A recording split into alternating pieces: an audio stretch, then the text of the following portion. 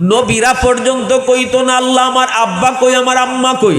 কোন নবী পর্যন্ত এই কথা হাসরের মাঠে কইব না আল্লাহ আমার আম্মা কই, আমার আব্বা কই। কিন্তু একমাত্র আমার আপনার নবী হাসরের মাঠে কইব ইয়া হাবলি উম্মতি মালিক, আমার উম্মত কই, আমার উম্মত কই। জোরে কও সুবহানাল্লাহ। মুসলমানের আওয়াজে সুবহানাল্লাহ। কেউ কারো পক্ষে কথা বলবে না, কেউ কারো মায়া দেখাবে না। সবাই খালি চাইবো যে আমি বাঁচতাম। আর আমি বাঁচার লাগি যদি আমার বাপের উপরে দোষ দিয়া বাঁচন যায়, তাও সন্তানের চেষ্টা করব বাপের গারো সব দোষ দিয়ে নিজে বাঁচত। বাপে চিন্তা করব সন্তানের গারে সব দোষ দিয়েও যদি নিচে বাঁচন যায়, বাঁচার চেষ্টা করব। বিন্দু পরিমাণ মায়া দরদ কারো প্রতি থাকবে না। অতএব যে স্ত্রী তুমি যে স্ত্রীর প্রতি তোমার এত দরদ, যে স্ত্রীর প্রতি আশা নিয়ে তুমি তারে হাসর মাঠে গিয়ে কইবা মাফ করে দিলাও, দুনিয়াত বুঝছি না, তোমার কষ্ট দিছি, তোমার চোখ দিয়ে পানি ফেলাইছি, মাফ করে দিলাও। কইব তুমি কেডা, কেডা তুমি, চিনি না। কোনো দরদ নাই, কোনো মায়া নাই। এজন্য আল্লাহর রাসূল বলে স্ত্রীর উপরে জুলুম করো না, স্ত্রীর উপরে জুলুম করো না। ওয়াশিরুহুন্না বিল মারুফ। আল্লাহ বলে শোনো, তোমরা তোমাদের স্ত্রীদের সাথে সুন্দর আচরণ করো। আল্লাহ অনুরোধ করে বলতেছে, সুপারিশ করে আল্লাহ। সুবহানাল্লাহ, জোরে বল। সুপারিশ করে আল্লাহ, আল্লাহ সুপারিশ করে। আল্লাহ পাক কি পরিমাণ পাওয়ার আল্লাহ। একজন দারোগায় যদি আপনারা সুপারিশ করে, দারোগায় ওবা বিয়া করে যে আনছো বউ, বউ না আমার ফুরির বান্ধবী, আমার ফুরির বান্ধবী, তো একটু আদর যত্ন কইরো, দেখো কোনো নালিশ উলিশ যেন না। কিতা বুঝুন আপনি, এটা মাথার থাকবো নি, থাকতো না নি। পয়লা ছুটি যদি দারোগায় নি, একটা দারোগা যদি খালি কয়ে দেয় তোমার বউ কিন্তু আমার ফুরির বান্ধবী, অথবা দারোগার ফুরি যদি আপনি বিয়া করেন, আর যদি এরকম বুঝুন, তাইলে কি তার সাথে খারাপ আচরণ চলবো? একটা দারোগার সুপারিশ আপনি এই সময় মাথায় রাখুন যে মা গো মা, ওসি আমার এই কথা কয়ে দিছে, দারোগা আমার এই কথা কয়ে দিছে, এসপি আমার এই কথা কয়ে দিছে, এটা মাথা। সে জায়গায় সকল দারোগা, সকল ক্ষমতার মালিক যিনি, তিনি বলতেছে এই দুনিয়ার স্বামীরা আমি আল্লাহর সুপারিশ করি, এটা আমার বান্দি অত্যন্ত দুর্বল অসহায়, তোর ঘরে একা আইছে, কেউ এখানে নাই তার পাশে, তার বিচার দেওয়ার জায়গা নাই, আমি আল্লাহ তোর একটু সুপারিশ করি, তুই তার সাথে সুন্দর আচরণ করিস। সুবহানাল্লাহ, সুবহানাল্লাহ, জোরে বলে। আমার আলোচনার বিষয় তো হয়েছে স্বামী স্ত্রী হক। ভাইরা বন্ধুরা, জন্য বলতেছিলাম একটু মনোযোগ। স্ত্রীও সব সময় মনে করবে আমার স্বামী হলো আমার স্বামী হলো আমার যেমন প্রেমিক, সে আমার এরকম ভাবে পরিচালক। আর স্বামী মনে করবে সে শুধু আমার বউ না, সে আমার প্রেমিকাও এবং আমার অধীনস্থ। এই দুইটা জিনিস মনে রাখতে হবে। স্বামী স্ত্রীর ভিতরে সম্পর্ক হলো দুইটা, একটা হলো প্রেমিক প্রেমিকা। তাহলে বোঝা গেল প্রেম বিয়ার আগে না পরে। জোরে কও, বিয়ার আগে না পরে প্রেম হবে বিয়ার পরে স্বামী স্ত্রীর সাথে, ঠিক কিনা? জোরে বলো। আগে যেটা হয় সেটা হালাল নয়, সেটা হারাম, ঠিক কিনা? জোরে। নবী রহমতের নবী প্রেম করেছেন নবীজি তার বিবিদের সাথে, মহব্বত ছিল নবীজির। আম্মাজান বলেন আমার বিবি আয়েশা, আল্লাহর রাসূলের পবিত্র বিবি আম্মাজান আয়েশা সিদ্দিকা রাদিয়াল্লাহু তাআলা আনহা বলেন নবীজি কি পরিমাণ মহব্বতের ভালোবাসা দেখাইতেন, আমরাও কি পরিমাণ ভালোবাসা দেখাইতাম। নবীজি আমি যেই গ্লাসে পানি পান করতাম, রাসূল বলতেন আয়েশা বাকি পানিটা আমারে দাও, গ্লাসের পুরা পানিটা তুমি খাইও না, অর্ধেক পানি আমাকে দাও। আর আমরা হইলে কইতাম গ্লাসের বাকি পানিটা ফালাইয়া নতুন পানি দাও, ঠিক না? তোমার খাওরা পানি আমারে দিলাইনি, মা মা মা খাওরা পানি আমারে দিলাইনি। আর আম্মাজান কোন রাসূল সব সময় আমার খাওরা পানিটা খাইতা। আর আস্তে কও সুবহানাল্লাহ। এর পরে আরো মজার কথা, আম্মাজান কোন নবীজি আমি গ্লাসের যে জায়গাটা টুট লাগাইয়া পানি পান করছি, আল্লাহ রাসূল এই জায়গাটা খেয়াল রাখতা। আর আমি গ্লাসটা দিলে পরে এখানেও টুট লাগাইয়া পানি পান করতা, আর আমার পাশে এসে মুসকে আসতা। মহব্বত কারে কই শিখতে যাও, মহব্বত কারে কয়। আম্মাজান কোন রসুল আমার নাম আয়েশা কিন্তু ডাকতা হুমায়রা, সুন্দরী। এটা একটা রসুলের সুন্নত, বিবির নিজের খুব মায়ার নামে ডাকা, নিজের থেকে একটা নাম নিয়ে ডাকা। আম্মাজানের নাম ছিল আয়েশা, রসুল ডাকতেন হুমায়রা। হুমায়রা অর্থ সুন্দরী। আর আম্মাজানও খুব খুশি এটা। আম্মাজান আয়েশা সিদ্দিকা রাদিয়াল্লাহু তাআলা আনহা বলেন, আমি একদিন মুরগির আড্ডি খাইতে চাইছি ভাইয়া, তো রসুল আমার এখন আয়েশা ওইসে আন্না আন্না বাকিটা আমারে দিলাম। আমি বললাম ইয়া রাসূলুল্লাহ আরেকটা আছে তো। রসুল এখন আরেকটা আছে আমি তো জানিও, ইডে আমারে দেও। তা আমি 2 কামড় দিছি, ইডে দিলাইছি। দেওয়ার পরে যেখানে আমি কামড়ায় খাইছি এই জায়গাটাতেই রসুল কামড়ায় খাইতেছুন আর আমারে দেখাই আসুন। সুবহানাল্লাহ, জোরে কই তাই না? কি শিখাইয়া গেছেন রসুল। আমরা তো রসুলের শুধু নবী মানি, কিন্তু নবীর যে আদর্শ কি আছিল এগুলোর খবর নাই, ঠিক না? হ্যাঁ, আমরা প্রেম ভালোবাসা যা সব বিয়ার আগে, বিয়ার পরে বউ আইসে বউর সাথে আর কোনো মানে ফিস দিয়ে ঘুমাইতে হবে, এটাই আমরা কাম। বিয়া হওয়ার পরে মনে করি এটা তো আমার গরু আইসে, তখন যাবাই খুশি হয়ে চলি। কিন্তু আগেরটা হারাম, পরেরটা হালাল। পরেরটার মধ্যে যত বেশি মহব্বত থাকবো ততই আল্লাহ ঘরের মধ্যে বরকত বাড়াই দিব। স্বামী স্ত্রীর ভিতরে যত ভালোবাসা মহব্বত থাকবো এই ঘরের মধ্যে তত বেশি রহমত আর বরকত না দিলে। আম্মাজান বলেন, আমি একদিন বলতেছি ইয়া রাসূলুল্লাহ আমার খেলা দেখতে মন চায়। রসুল বলেন কোন খেলা? কই যে হাবশার গোলামরা আজকে তীরের খেলা খেলবি, ঘোড়ার খেলা খেলবে, এই খেলাটা আমি দেখতে মন চায়। রসুল বলেন আয়েশা চলো, পূর্ণিমার চাঁদের রজনী। আল্লাহ রসুল কি আম্মাজানকে নিয়ে চললেন। রসুলি কথা কন্যা আয়েশা পুরুত্তেন্তের মতো মাতমিতা, এটা তোমার সাথে মানায়নি বসে খেলা দেখতে। রসুলি কথা কি কইসুননি? রসুল এখন আয়েশা চলো চলো চলো। আপনার বিবি সাহেব যদি মাঝে মাঝে কয় আল্লাহ এক গরু বন্দি করে হারাইলায়, একটা দিন নিয়ে শহর ঘুরে দেখাইলায় না, তো এইটা কিন্তু আপনার লাগে বালা লক্ষণ না। আপনার না কাম হইল মাঝে মাঝে একটু ঘুরতায় যাইতায় এদিক সেদিক, একটু তার মন চাইলে না যা গোবিন্দ শহরে গিয়া একটু যদি পর্দার মতো জায়গা থাকে, এখানে ঢুকে দুইজনে একসাথে একটা হোটেলে খাওয়া দাওয়া করো, এতে মহব্বত বাড়ে না কমে? জোরে খন বুঝুন না আপনার আমার কথা। কইবা হুজুর এইটা ইতাবাদাই কিতা শুরু করলো কেন? ইয়া আমরা বুড়া বেটেন বইছি, তখন কয় দাদির লই বলে হোটেলে যেতাম।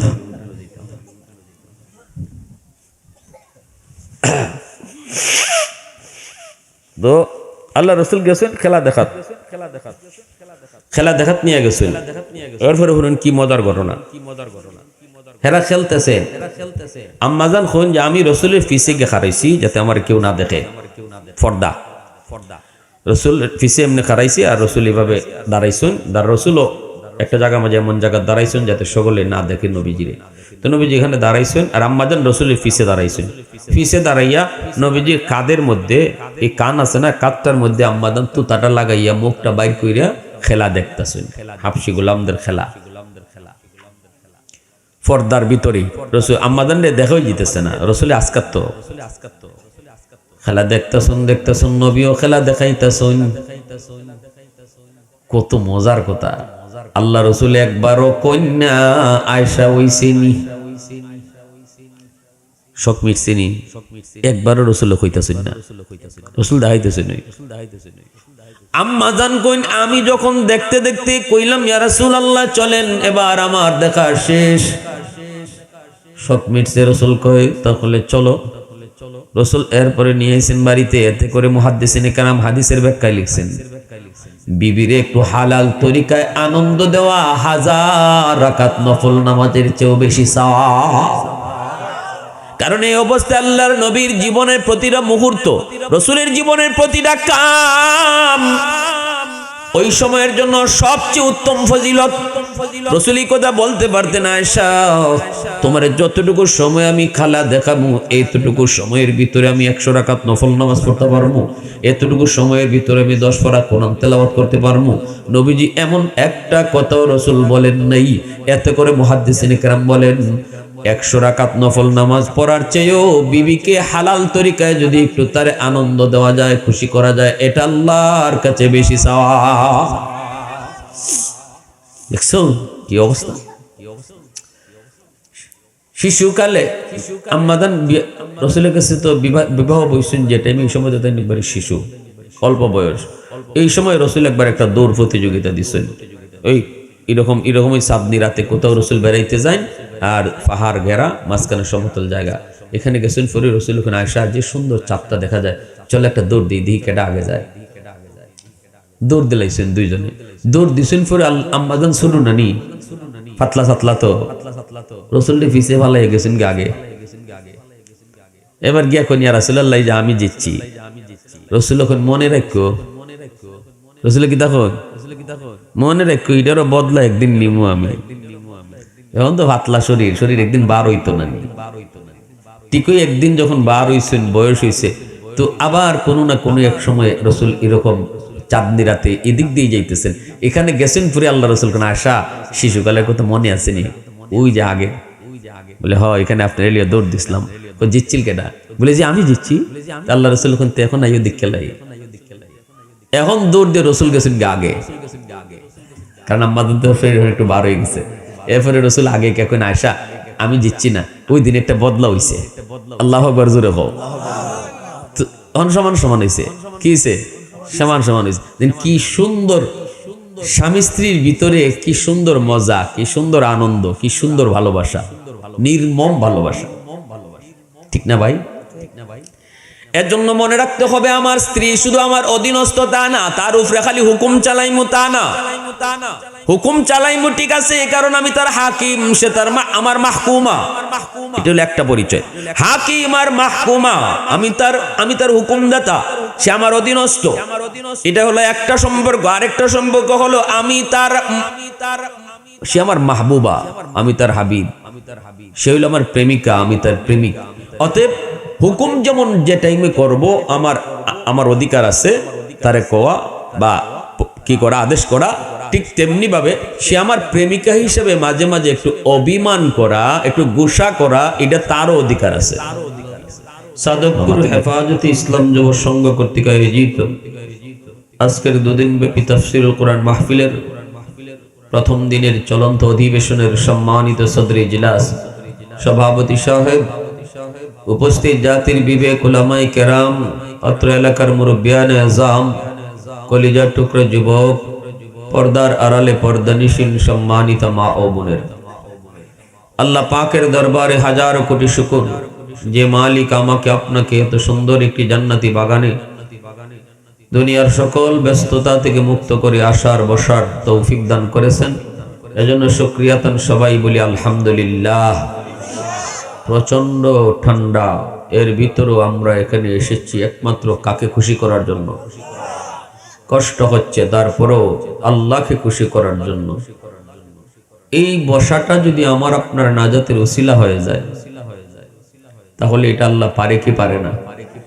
আল্লাহ উসিলা বানাইতে পারেন কি পারেন না? হাসরের মাঠে এরকম বহু ছোট ছোট উসিলায় আল্লাহ তার বহু বান্দা বান্দিকে মাফ করে দিবেন। সেদিন আল্লাহ পাক তার দিলের মধ্যে 100 ভাগ দয়া মায়ার ভিতরে 99 ভাগ দয়া মায়া লইয়া আল্লাহ বিচারের আসনে বসবেন। বিচারক স্বাভাবিকভাবে আসামির পক্ষে থাকে। দুনিয়ার কোর্ট আদালতেও দেখবেন জজ সাহেব আসামির পক্ষে থাকে, ভিতরে ভিতরে বুঝতে দেয় না। জজ সাহেবের উদ্দেশ্য হইল কোন রকম আসামির শাস্তি কমানি যায় কিনা, খালাস দেওয়া যায় কিনা। এর জন্যই 100% সাক্ষী প্রমাণের ভিত্তিতে অপরাধ প্রমাণিত না হলে কখনো কোনো জজ রায় দেয় না। এমনকি জজ সাহেব তার বাসা থেকে কোর্টে যাওয়ার পথে নিজের চোখে যদি দেখে কে খুন করছে, কে অপরাধ করছে, অপরাধীরে যদি জজ সাহেব নিজের চোখে দেখে চিনে, তবুও আদালতে সেই কথা বলে না যে আর এখানে সাক্ষী কেন লাগবে, আমি নিজেই তো দেখছি কে অপরাধ করছে, কে খুন করছে। কোন জজ এই কথা বলে না, বরং কয় সাক্ষী আনো, প্রমাণ করো, সে দোষ করছে, অপরাধ করছে, খুন করছে, এটা প্রমাণ করো। দুনিয়ার সামান্য নগণ্য জজ বিচারক যদি আসামির পক্ষে থাকে, সকল বিচারকের বিচারক আমার আপনার মালিক যেদিন হাসরের ময়দানে বিচারের আসনে বসবেন, সেদিন আল্লাহ পাকও তার অপরাধী গুনাহগার বান্দাবান্দির পক্ষে থাকবা। কেমনে কারে কোন উসিলায় মাফ করা যায়, আল্লাহ শুধু উসিলা খুঁজবেন, শুধু উসিলা খুঁজবেন। হাদিস শরীফে রাসূল বলেন, একজন মানুষের ফয়সালা হয়ে গেছে জাহান্নাম, সে জাহান্নামের দিকে যাচ্ছে, কিন্তু বারবার শুধু পিছনে আল্লাহ পাকের দিকে তাকাইতেছে। তো আল্লাহ তারে ডাক দিয়ে জিজ্ঞেস করবেন, বান্দা তোর ফয়সালা হয়েছে জাহান্নাম, তুই যাবি জাহান্নামে, তো আমার দিকে তাকাও কেন? লোকটা তখন বলবে, মালিক দুনিয়ার জমিনে উলামায়ে কেরামের জবানে শুনেছি হাসরের ময়দানে তোমার কুদরতি কলিজায় ৯৯ ভাগ দয়া মায়া থাকবে। ছোট থেকে ছোট ওসিলায় বহু বান্দা বান্দিরে তুমি মাফ করবা। এজন্য আমার মন কেন জানি বলতেছে, মালিক এমন কোন একটা ছোট ওসিলায় আমাকেও তুমি মাফ করে দাও কিনা। এই বুক ভরা আশা নিয়ে বারবার শুধু তোমাকে দেখতেছি। আল্লাহ পাক বলবেন, বান্দা তোর কথাটা আমি আল্লাহর কাছে বড় ভালো লাগছে। ফেরেশতারা আমার বান্দারে ফিরে আনো, তার আমলনামাটা আমি আল্লাহকে দেখাও, আমি নিজে তার আমলনামাটা দেখব। এইবার আল্লাহ পাক তার নিজেই আমলনামাটা দেখতেছেন আর বলতেছেন, বান্দা তোর গুনার পাল্লা ভারী, নেকির পাল্লা হালকা, কিন্তু তোকে দেখা যাইতেছে ওই যে দুনিয়ার জমিনের সাদকপুরের মাহফিলে তো ঠান্ডার ভিতরে বসে বসে তুই কি যেন শুনতেছ, আমার কথাগুলি শুনতেছ, আমার রসুলের কথাগুলি শুনতেছ। কেন সেদিন সেখানে কষ্ট করে তুমি গিয়েছিলে একটু কও। তখনই কইব, মালিক একমাত্র তোমাকে খুশি করার জন্য। দুনিয়ার কোনো লোভ নয়, দুনিয়ার কোনো কিছু পাওয়ার জন্য নয়, একমাত্র তোমাকে খুশি করার জন্য গিয়েছিলাম। তখনই আল্লাহ পাক বলবেন, বান্দা শুন, আমার আদত হচ্ছে মাফ করে দেওয়া, কিন্তু আমার নিজাম হলো উসিলা ছাড়া মাফ করি না। ওই দিনে মাহফিলে বসাকে উসিলা বানায়া আমি আল্লাহ হাসরের ময়দানে তোমাকে নাজাতের ফয়সালা দিয়া দিলাম। মুসলমানের আওয়াজে কও সুবহানাল্লাহ, আরো জোরে সুবহানাল্লাহ, আরো জোরে আল্লাহু আকবার, জোরে কও আল্লাহু আকবার। প্রশংসা করব কার? জোরে কও কার? वहदत की हिफाजत नहीं बेक़ुव्वत बाजू, वहदत की हिफाजत नहीं बेक़ुव्वत बाजू, आती नहीं कुछ काम हक़ल खुदा दाद, आती नहीं कुछ काम हक़ल खुदा दाद। ऐ मर्द खुदा तुझको क़ुव्वत नहीं हासिल, जा बैठ किसी गार में अल्लाह को कर याद, जा बैठ किसी गार में अल्लाह को कर याद। ये सच है कि बातिल की तरफदार नहीं हम, गद्दार न समझो हमें गद्दार नहीं हम, गद्दार न समझो हमें गद्दार नहीं हम। फूलों की तरह नरम मिजाज अपना है नजर, हम तीर नहीं नेज़ा व तलवार नहीं हम तीर नहीं नेज़ा व तलवार नहीं हम। मुसलमानेर आवाज को अल्लाहु अकबर। একটু জিকির করি, লা ইলাহা ইল্লাল্লাহ।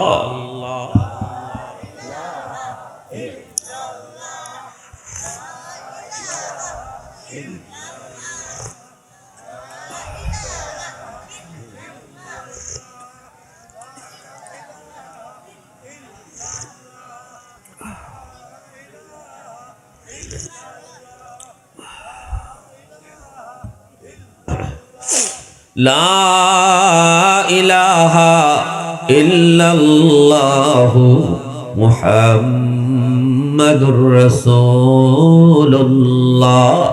জোরে সুরে বলি সাল্লাল্লাহু আলাইহি ওয়াসাল্লাম। ভাইরা বন্ধুরা, তাহলে হাসরের মাঠে আল্লাহ যদি আমার আপনার এই কষ্ট করে বসাকে ওসিলা বানায় দেন, তাহলে আল্লাহ পাকেরই ক্ষমতা আছে না নাই? জোরে বলেন। কারো কাছে আল্লাহর কোনো জবাব দেওয়া লাগবে? কারো কাছে জবাব দেওয়া লাগবে? কারো কাছে আল্লাহর জবাব দিতে হবে না।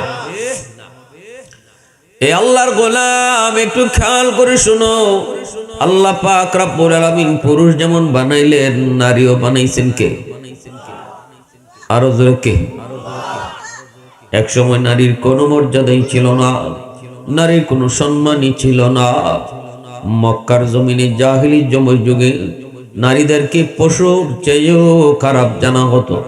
গৃহপালিত গরু ছাগলের দাম ছিল, কিন্তু নারীর কোনো দাম ছিল না, মর্যাদা ছিল না। ইসলাম এসে নারীর মর্যাদা দিয়েছে। রসুল মা হিসাবে সম্মান করেছেন, সম্মানিত করেছেন, স্ত্রী হিসাবে সম্মানিত করেছেন, মেয়ে হিসাবে রসুল সম্মানিত করেছেন। রসুল বলেন, শোনো, মা নারী হয়তো তোমার মা, নয়তো নারী তোমার স্ত্রী, নয়তো তোমার মেয়ে, নয়তো তোমার বোন। এই হলো নারীর চারটা পরিচয়। এই চারও পরিচয়ের দিক দিয়া রসুল নারীদের মর্যাদা বাড়াইছেন। আল্লাহু আকবার, জোরে কও। আল জান্নাতু তাহতা আকদামিল উম্মাহাত।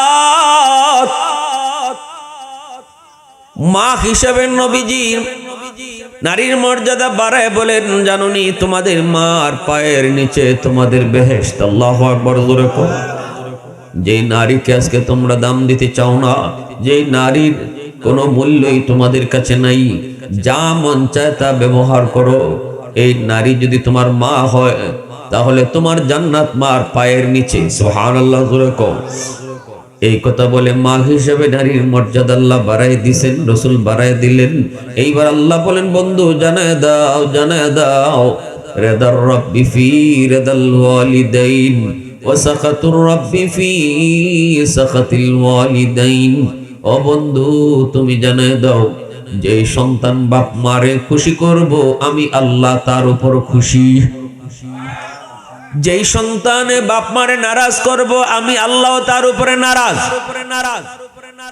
আল্লাহ বলে, বন্ধু তুমি কও, জানায় দাও, তিন ব্যক্তির দোয়া বদদোয়া দুটোটা আমি আল্লাহর কাছে সরাসরি কবুল। সালাসাতুন দাওয়াতুম মুস্তাজাবাতুন লা শাক্কা ফিহ, দাওয়াতুল মাজলুম ওয়া দাওয়াতুল মুসাফির ওয়া দাওয়াতুল ওয়ালিদ আলা ওয়ালাদিহি। বলে দাও, মাজলুমের দোয়া বদদোয়া। সমাজের ভিতরে যেই মানুষটা বড় দুর্বল, ওই দুর্বল মানুষটার আহাজারি আমি আল্লাহর দরবারে সরাসরি কবুল। বন্ধু তুমি কয়ে দাও, নবীজি জানাই দিয়েছেন, উম্মত দুর্বলের উপরে জুলুম করবা না। সমাজের ভিতরে যেই মানুষটার শক্তি কম, গোষ্ঠী ছোট, টাকা নেই, পয়সা নেই, এমপি মন্ত্রীর সাথে সম্পর্ক নাই, চেয়ারম্যানের সাথেও তার বেশি সম্পর্ক নাই, এই মানুষটার উপরে দুর্বল মানুষটার উপরে জুলুম করবা না। গালি দিয়া, হাত উঠাইয়া, জমি দখল কইরা যদি তুমি তার উপরে জুলুম করো, আর ওই অসহায় দুর্বল মানুষটা আল্লাহর আদালতে মামলা বসায় দেয়, রাসূল বলেন, মামলা বসাইতে দেরি, মালিকের আদালতে মামলা গ্রান্টেড হতে দেরি হয় না। যখনই কইব, মালিক আমি চেয়ারম্যানের কাছেও গেলাম না, আল্লাহ আমি মেম্বারের কাছেও গেলাম না, কারণ এরা কেউ আমার পক্ষে কথা বলবে না, সবাই হলো তার নিজের লোক, আমার পক্ষে কেউ কথা বলবে না, আমার পক্ষে শুধু তুমি। এই মহিলা দুর্বল যখন মামলা দেয়, আল্লাহর আদালতে মামলা সাথে সাথে গ্রহণ হয়ে যায়। দুনিয়ার আদালত ছোট, দুনিয়ার আদালত সহজ, আল্লাহর আদালত বড় কঠিন, ঠিক না? দুনিয়ার আদালতে জজ সাহেবরে ঘুষ দেওয়া যায়, দুনিয়ার আদালতে জজ সাহেবরে ফোন দেওয়ানি যায়, কিন্তু বলো আল্লাহর আদালতে ঘুষ দেওয়ার সুযোগ আসেনি? আল্লাহর আদালতে ফোন দেওয়ানোর সুযোগ আসেনি। ওই আদালতে কেউ কারো পক্ষে কথা বলবে না, একটাই শুধু তোমার পরিচয়, তুমি অপরাধী। অপরাধীর আর কোনো পরিচয় নাই আল্লাহর আদালতে। বাংলাদেশের আদালতে অপরাধীর আরো অনেক পরিচয় আছে। কয় কি পরিচয়? কয় মন্ত্রীর ফুলা। কি পরিচয়? কয় চেয়ারম্যানের হালা। কেউ কি পরিচয়? কয় মেম্বারের দুলাভাই। ঠিক না জোরে? এটা কইলেই মামলা হালকা হয়ে যায়, ঠিক না নি? মন্ত্রী যদি একটা খালি ফোন দিয়ে কয় ও বা জজ সাহেব অত নম্বর আসামি, ওর মামলা অত নম্বর আসামি আমার হালার ঘরে দুলাভাই, তে দেখবা জজ সাহেবের কাম শেষ। কয়বা sir sir sir sir sir হওয়ার না হওয়ার আগেও স্যার, পরেও স্যার, স্যার স্যার টেনশন করেন না, মামলা খালাস। আল্লাহর আদালত চলবো? আল্লাহ কইব তোর নামাজ, তোর রোজা, তোর হজ, তোর যাকাত সবকিছু এক জায়গায় আটক, আগে মামলা ডিসমিস কর। ঠিক তেমনি ভাবে স্ত্রী হিসাবে আল্লাহ রাসূল সাল্লাল্লাহু আলাইহি ওয়াসাল্লাম মর্যাদা দিলেন। আল্লাহ রাসূল মর্যাদা দিলেন। মনে রেখো তোমার স্ত্রীও কিন্তু তোমার ঘরে দুর্বল, সে বড় সহায়। এখানে তার আপন বলতে কেউ আসে নাই। সে তো বড় হয়েছে বাবার কাছে, মায়ের কাছে, ভাইয়ের কাছে, বোনের কাছে। বড় হওয়ার পর সে স্বামীর হাত ধরে অচেনা জায়গায় চলে এসেছে।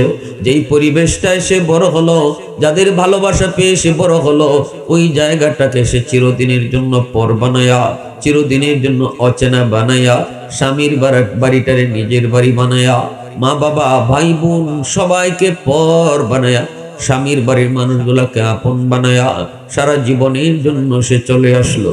কিন্তু তার সাথে কেউ আসে নেই। তার সাথে তার মা আসে নাই, বাবাও আসে নাই, সাথে ভাই আসে নাই, বোন আসে নাই, একাই কিন্তু চলে আসলো। এই বাড়িতে তার পক্ষে কেউ নাই। এই বাড়িতে সবাই হলো স্বামীর বাড়ির লোক। এখানে ননদের মিজাজ কেমন সে জানে না, দেবরের মিজাজ কেমন জানে না, শাশুড়ি কেমন তাও জানে না, শ্বশুরের মিজাজ কেমন তাও জানে না, স্বামীটা কেমন তাও বোঝে না। এই অবস্থায় যদি কোনো স্বামী তার উপরে জুলুম করো, তার উপরে নির্যাতন করো, যদি তারে বকাবকি করো, যদি তারে মানসিক টর্চার করো, যদি তারে যৌতুকের জন্য তুমি চাপ দেউরি যুবক, মনে রেখো আল্লাহর বান্দি, আল্লাহর বান্দি এখানে কারো কাছে নালিশ করে না। কারণ কেউ তার পক্ষে কথা বলবে না। পাকঘরে গিয়ে চোখের পানি ফালায়, বাথরুমের ভিতরে যায় সে চোখের পানিটা ফালায়, আর মালিক রেখো আল্লাহ, আল্লাহ কোথায় আমার আব্বা, কোথায় আমার আম্মা আমার বিয়ে দিল, আল্লাহ এখানে আমার কোনো দাম নাই, আমার কোনো সম্মান নাই, কোনো ইজ্জত নাই। সবাই সবার কথা শুনে, আমার কথা কেউ শুনে না। এই কথাগুলি কয়া যদি চোখের পানি মাটিতে ফালায় যুবক, মনে রাখো এই পানিটা এত গরম, এত গরম, মাটি বরদাস্ত করে না। রসুল বলে আল্লাহর আদালতের ফাইলে জটিল মামলা কয়া তোমার বিরুদ্ধে দাঁড়ায়। হাসরের মাঠে তুমি তোমার নামাজ নিয়ে জান্নাতে যাইতে চাইবা, কিন্তু আল্লাহ বলবো তোর স্ত্রীর মামলা আছে তোর বিরুদ্ধে, আগে মামলা ডিসমিস কর, এরপরে তোর হজ লইয়া, রোজা লইয়া, যাকাত লইয়া জান্নাতে যা। ওই দিন কিন্তু আদরে স্ত্রী তোমাকে বিন্দু পরিমাণও ছাড় দিবে না, বিন্দু পরিমাণও মায়া দেখাবে না। দুনিয়াতে তুমি যতই মায়া করো মায়া দেখাবে না, যতই তুমি তারে আপন মনে করো মায়া দেখাবে না। হাসরের মাঠে তুমি যতই মাপ চাও তাও মায়া দেখাবে না। বিন্দু পরিমাণ কেউ কারো মায়া দেখায় না। হাসরের মাঠ হলো বড় বিপজ্জনক। সবাই শুধু ইয়া নফসি করবি। কে কারে বিপদে ফেলায় নিজে বাঁচত পরেই চিন্তা করবে। স্ত্রী চিন্তা করবে স্বামীর বিপদে ফেলায় নিজে বাঁচত, স্বামী চিন্তা করবে স্ত্রীকে বিপদে ফেলায় নিজে বাঁচত, মা চিন্তা করবে সন্তানরে বিপদে ফেলায় নিজে বাঁচত। অর্থাৎ সন্তানের গায়ে দোষ দিয়ে নিজে বাঁচা যায়, স্ত্রী মনে করবো স্বামীর গায়ে দোষ দিয়ে নিজে বাঁচা যায়। সবাই শুধু নিজের চিন্তা, নিজের চিন্তা। একই চিন্তা আল্লাহ কয় ইয়াউমা ইয়াফিরুল মারউ মিন আখিহি ওয়া উম্মিহি ওয়া আবিহি ওয়া সাহিবাতিহি ওয়া বানিহি লিকুল্লি ইমরিইম মিনহুম ইয়াউমা ইযিন শাআনুন ইউগনি। কেউ কারো আপন নয়, সবাই সবার জন্য, সবাই সবাই নিজের জন্য। এমনকি কেউ কইব না আল্লাহ আমার মা কই, আমার আব্বা কই। নবীরা পর্যন্ত কইতো না আল্লাহ আমার আব্বা কই, আমার আম্মা কই। কোন নবী পর্যন্ত এই কথা হাসরের মাঠে কইব না আল্লাহ আমার আম্মা কই, আমার আব্বা কই। কিন্তু একমাত্র আমার আপনার নবী হাসরের মাঠে কইব ইয়া হাবলি উম্মতি, মালিক আমার উম্মত কই, আমার উম্মত কই। জোরে কও সুবহানাল্লাহ। মুসলমানের আওয়াজে সুবহানাল্লাহ। والليل মেঘে জুলফে মোহাম্মদ কা তারান্নুম والشمس برخسارة أحمد كترنم والفجر مغ صبح رسالت کی بشارات والعصر مغ دور نبوت کی بشارات ہر پھول مغ روی مدینہ کا تبسم شاخوں کی لچک میں بقدا کا تکلم यासीन से मौला ने कभी उनको पुकारा हामीम को भी और कभी तौसीन इशारा ये रमज़ो है कुछ आशिक माशूक के माबैन समझाए जिन्हें खल्क़ में एक सरवर कौनैन समझाए जिन्हें खल्क़ों में एक सरवर कौनैन। কেউ কারো পক্ষে কথা বলবে না, কেউ কারো মায়া দেখাবে না, সবাই খালি চাইবো যে আমি বাঁচতাম। আর আমি বাঁচার লাগি যদি আমার বাপের উপরে দোষ দিয়া বাঁচন যায় তাও সন্তানের চেষ্টা করব বাপের গারো সব দোষ দিয়ে নিজে বাঁচত। বাপে চিন্তা করব সন্তানের গারে সব দোষ দিয়েও যদি নিচে বাঁচন যায় বাঁচার চেষ্টা করব। বিন্দু পরিমাণ মায়া দরদ কারো প্রতি থাকবে না। অতএব যে স্ত্রী তুমি যে স্ত্রীর প্রতি তোমার এত দরদ, যে স্ত্রীর প্রতি আশা নিয়ে তুমি তারে হাসর মাঠে গিয়ে কইবা মাফ করে দিলাও, দুনিয়াত বুঝছি না, তোমার কষ্ট দিছি, তোমার চোখ দিয়ে পানি ফেলাইছি, মাফ করে দিলাও, কইব তুমি কেডা কেডা তুমি চিনি না। কোনো দরদ নাই, কোনো মায়া নাই। এজন্য আল্লাহর রাসূল বলে স্ত্রীর উপরে জুলুম করো না, স্ত্রীর উপরে জুলুম করো না। ওয়াশিরুহুন্না বিল মারুফ, আল্লাহ বলে শোনো তোমরা তোমাদের স্ত্রীদের সাথে সুন্দর আচরণ করো। আল্লাহ অনুরোধ করে বলতেছে, সুপারিশ করে আল্লাহ। সুবহানাল্লাহ জোরে বল, সুপারিশ করে আল্লাহ, আল্লাহ সুপারিশ করে। আল্লাহ পাক কি পরিমাণ পাওয়ার আল্লাহ। একজন দারোগায় যদি আপনার সুপারিশ করে, দারোগায় ওবা বিয়া করে যে আনছো বউ, বউ না আমার ফুরির বান্ধবী, আমার ফুরির বান্ধবী, তো একটু আদর যত্ন কইরো, দেখো কোনো নালিশ হলিশ যেন না কিতা বুঝুন। আপনি এটা মাথার থাকবো নি, থাকতো না নি, পয়লা ছুটি যদি দারোগায় নি, একটা দারোগা যদি খালি কয়ে দেয় তোমার বউ কিন্তু আমার ফুরির বান্ধবী, অথবা দারোগার ফুরি যদি আপনি বিয়া করেন আর যদি এরকম বুঝুন, তাইলে কি তার সাথে খারাপ আচরণ চলবো? একটা দারোগার সুপারিশ আপনি এই সময় মাথায় রাখুন যে মা গো মা, ওসি আমার এই কথা কয়ে দিছে, দারোগা আমার এই কথা কয়ে দিছে, এসপি আমার এই কথা কয়ে দিছে, এটা মাথা। সে জায়গায় সকল দারোগা, সকল ক্ষমতার মালিক যিনি, তিনি বলতেছে এই দুনিয়ার স্বামীরা আমি আল্লাহর সুপারিশ করি, এটা আমার বান্দি অত্যন্ত দুর্বল অসহায়, তোর ঘরে একা আইছে, কেউ এখানে নাই তার পাশে, তার বিচার দেওয়ার জায়গা নাই, আমি আল্লাহ তোর একটু সুপারিশ করি, তুই তার সাথে সুন্দর আচরণ করিস। সুবহানাল্লাহ, সুবহানাল্লাহ জোরে বলে। আমার আলোচনার বিষয় তো হয়েছে স্বামী স্ত্রী হক। ভাইরা বন্ধুরা, জন্য বলতেছিলাম একটু মনোযোগ। স্ত্রীও সব সময় মনে করবে আমার স্বামী হলো আমার স্বামী হলো আমার যেমন প্রেমিক, সে আমার এরকম ভাবে পরিচালক। আর স্বামী মনে করবে সে শুধু আমার বউ না, সে আমার প্রেমিকাও এবং আমার অধীনস্থ। এই দুইটা জিনিস মনে রাখতে হবে।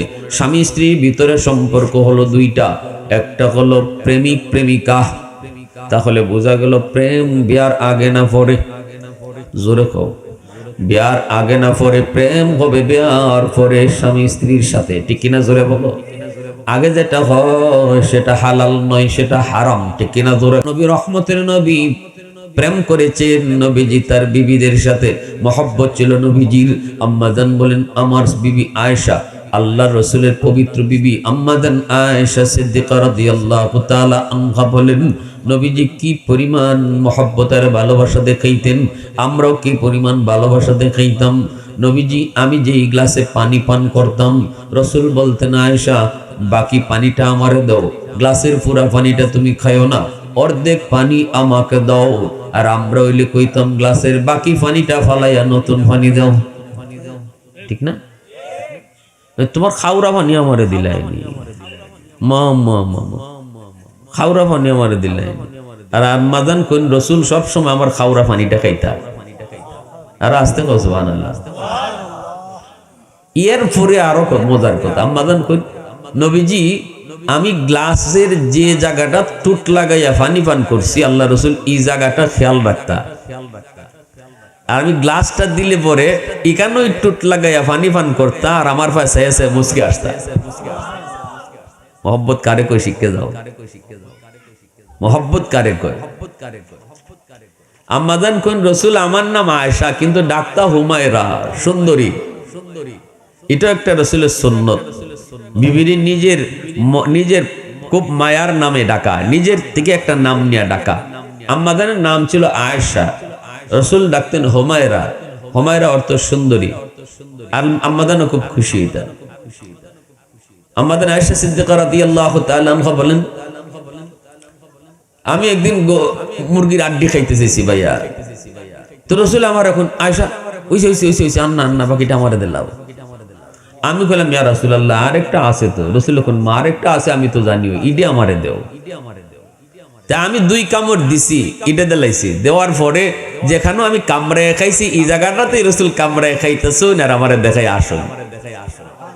সুবহানাল্লাহ, জোরে কই তাই না? কি শিখাইয়া গেছেন রসুল। আমরা তো রসুলের শুধু নবী মানি, কিন্তু নবীর যে আদর্শ কি আছিল এগুলোর খবর নাই। ঠিক না? হ্যাঁ, আমরা প্রেম ভালোবাসা যা সব বিয়ার আগে, বিয়ার পরে বউ আইসে, বউর সাথে আর কোনো মানে ফিস দিয়ে ঘুমাইতে হবে, এটাই হচ্ছে আমরা কাম। বিয়া হওয়ার পরে মনে করি এটা তো আমার গরু আইসে, তখন যাবা খুশি হয়ে চলি। কিন্তু আগেরটা হারাম, পরেরটা হালাল। পরেরটার মধ্যে যত বেশি মহব্বত থাকবো ততই আল্লাহ ঘরের মধ্যে বরকত বাড়াই দিব। স্বামী স্ত্রীর ভিতরে যত ভালোবাসা মহব্বত থাকবো এই ঘরের মধ্যে তত বেশি রহমত আর বরকত না দিল। আম্মাজান বলেন, আমি একদিন বলতেছি ইয়া রাসূলুল্লাহ আমার খেলা দেখতে মন চায়। রসুল বলেন কোন খেলা? কই যে হাবশার গোলামরা আজকে তীরের খেলা খেলবি, ঘোড়ার খেলা খেলবে, এই খেলাটা আমি দেখতে মন চায়। রসুল বলেন আয়েশা চলো, পূর্ণিমার চাঁদের রজনী। আল্লাহ রসুল কি আম্মাজানকে নিয়ে চললেন। রসুলি কথা কন্যা আয়েশা পুরুত্তেন্তের মতো মাতমিতা, এটা তোমার সাথে মানায়নি এই বয়সে খেলা দেখতে। রসুলি কথা কি কইসুননি? রসুল এখন আয়েশা চলো চলো চলো। তা আপনার বিবি সাহেব যদি মাঝে মাঝে কয় আল্লাহ এক গরু আইনা বন্দি করে হারাইলায়, একটা দিন নিয়ে শহর ঘুরে দেখাইলায় না, তো এইটা কিন্তু আপনার লাগি বালা লক্ষণ না। আপনার না কাম হইল মাঝে মাঝে একটু ঘুরতায় যাইতায় এদিক সেদিক, একটু তার মন চাইলে না যা হবেন যে শহরে গিয়া একটু যদি পর্দার মতো জায়গা থাকে, এখানে ঢুকে দুইজনে একসাথে একটা হোটেলে খাওয়া দাওয়া করো, এতে মহব্বত বাড়ে না কমে? জোরে খন বুঝুন না আপনার আমার কথা। কইবা হুজুর এইটা ইতাবাদা এই কিতা শুরু করলো কেন? ইয়া আমরা বুড়া বুড়া বেটাইন বইছি, তখন কয় দাদির লই বলে হোটেলে যেতাম।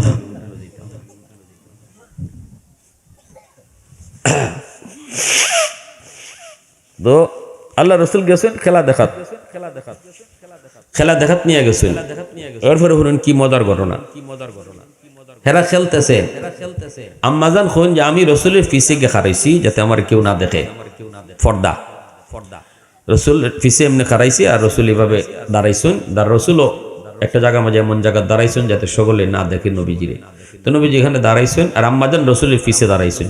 পিছে দাঁড়াইয়া নবীজির কাদের মধ্যে এই কান আছে না, কাতটার মধ্যে আম্মাজান তুতাটা লাগাইয়া মুখটা বাইর কইরা খেলা দেখতেছেন, হাবশি গোলামদের খেলা।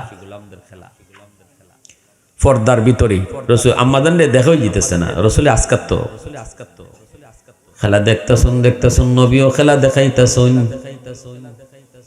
কত মজার কথা। আল্লাহ রসুল একবারও কন্যা আয়েশা হইছেনি, শখ মিটছেনি, একবারও রসুল কইতাছেন না, রসুল দেখাইতেছেন।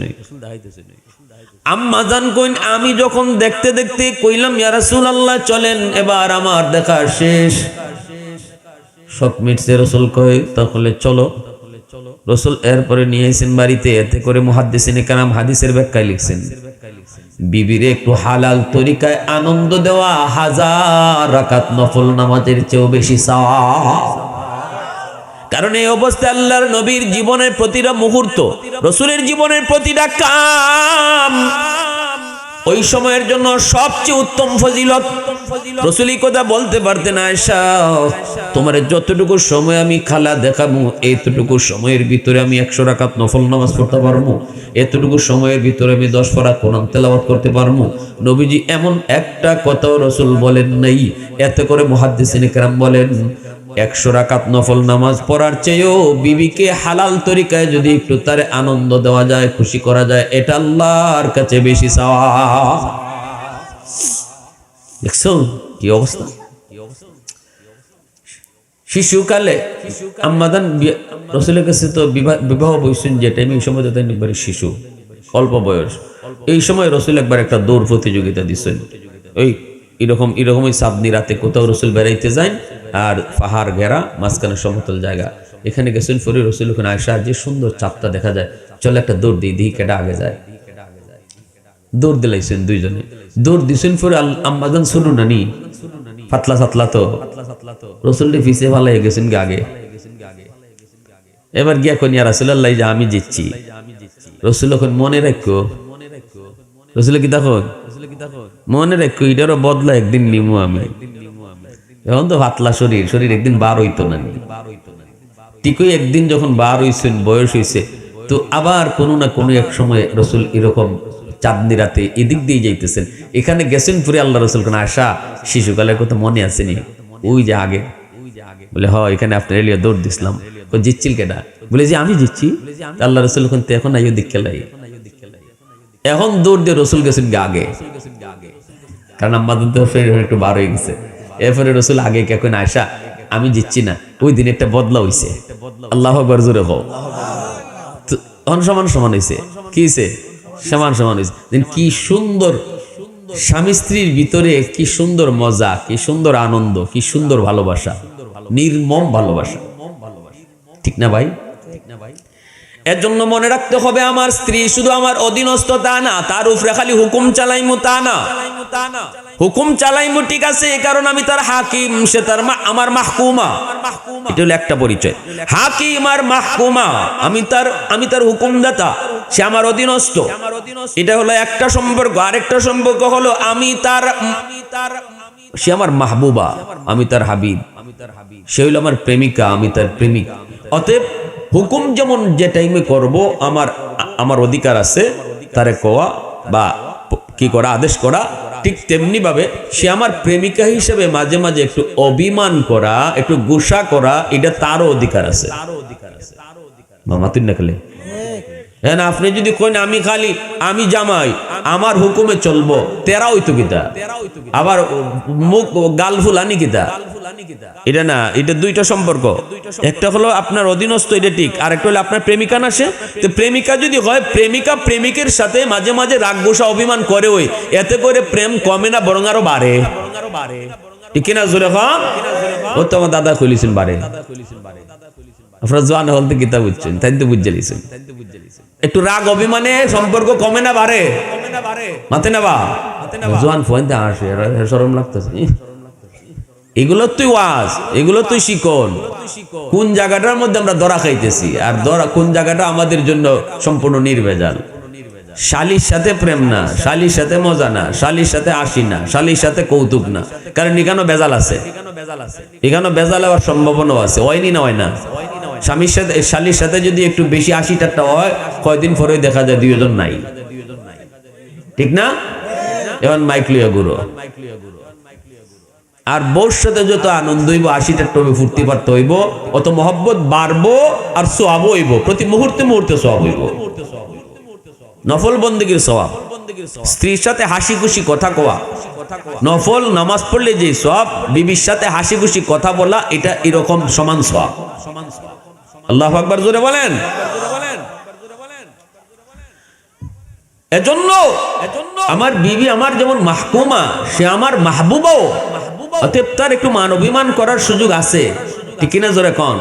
সুযোগ আছে, অভিমান করার সুযোগ আছে, এটা সে করতে পারে। এই সময় আমার লাঠি লওয়া ঠিক না, এই সময় আমার তার উপরে রাগ করাও ঠিক না, একটু তার এই সময় বাইল দেওয়ান, এই সময় তার একটু খুশি করুন। গুসা করলেও গুসা বাঙ্গানি, এই সময় নিজে আরেকবার গুসা করে বইয়ে তখন না। এই ওয়াজটা আমি আমার লাগি করতেছি, আপনার লাগি না।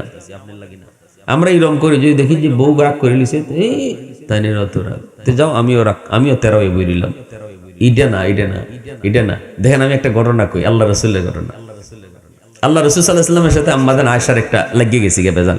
স্বামী স্ত্রী একসাথে চললে ওই যে কইলাম না মান অভিমান হবেই। আম্মাজান একবার একটা অভিমান করছেন, কেল্লাই করছি, লম্বা কথা, অভিমান করছে। আল্লাহ রসুল ওখানে আসে, এটা ঠিক না। আম্মাজান ওখানে 100 বার ঠিক। আল্লাহ রসুল ওখানে আসা ঠিক হইতেছে না কাজটা। আম্মাজান কোন 100 বার ঠিক, ওই রাগের মাথায়, বুঝছেন না নি? আর মহিলা জাতি তৈল বেকা আড্ডি দিয়ে বানান, বেকা আড্ডিতে আল্লাহ বানাইছেন তো পুরুষের পাজরের হাড় সুজানা বেকা, জানেন নি আপনারা? পাজরের হাড়, যে পাজরের হাড়টা এটা সুজানা বেকা, এটা কিন্তু বেকা। এই পুরুষের বেকা আড্ডি দিয়ে আল্লাহ নারী বানাইছেন। এই হিসাবে নারীদের স্বভাব একটু বেকা থাকবই, এরা একবারে সুজানা। আল্লাহ রসুল কইছেন এজন্যই নারীদের কাছ থেকে, বউর কাছ থেকে তুমি ফায়দা নিবাই, তারে 100 সোজা করার চেষ্টা করো না, কারণ বেকা আড্ডি সোজা হইতো না। বেশি সোজা করতে গেলে ভাঙ্গি যাবুগা, ঠিক কিনা জোরে কও? বেশি সোজা করতে যাইবা ভাঙ্গি যাবো, এটা আড্ডি বেকাতে তুমি সোজা করবা কেমনে? অতএব বেকা রাখকেও ওই যদ্দুর ফায়দা নিতে পারো, আনাইয়া বিনাইয়া ফুসলাইয়া ভাসলাইয়া, ঠিক না নি? তো আল্লাহ রসুলের সাথে আম্মাদান কইন যে আমার সাথে রসুলের লাগছে, তো রসুল কইতাছেন আয়েশা তুমি রং করতেছো। আম্মাদান কইন জি না, আমি রং না, আমি রাইট, আপনি রং। আল্লাহ রসুল কোন এক কাম করো, কে রাইট আর কে রং এটা আমরা একজন বিচারক নই। তুমি কেন মোবাইল কেয়ার ম্যাডামে ফোন দিচ্ছেন, ম্যাডামে মনে কইতেছেন অজন্য বালা করিয়া,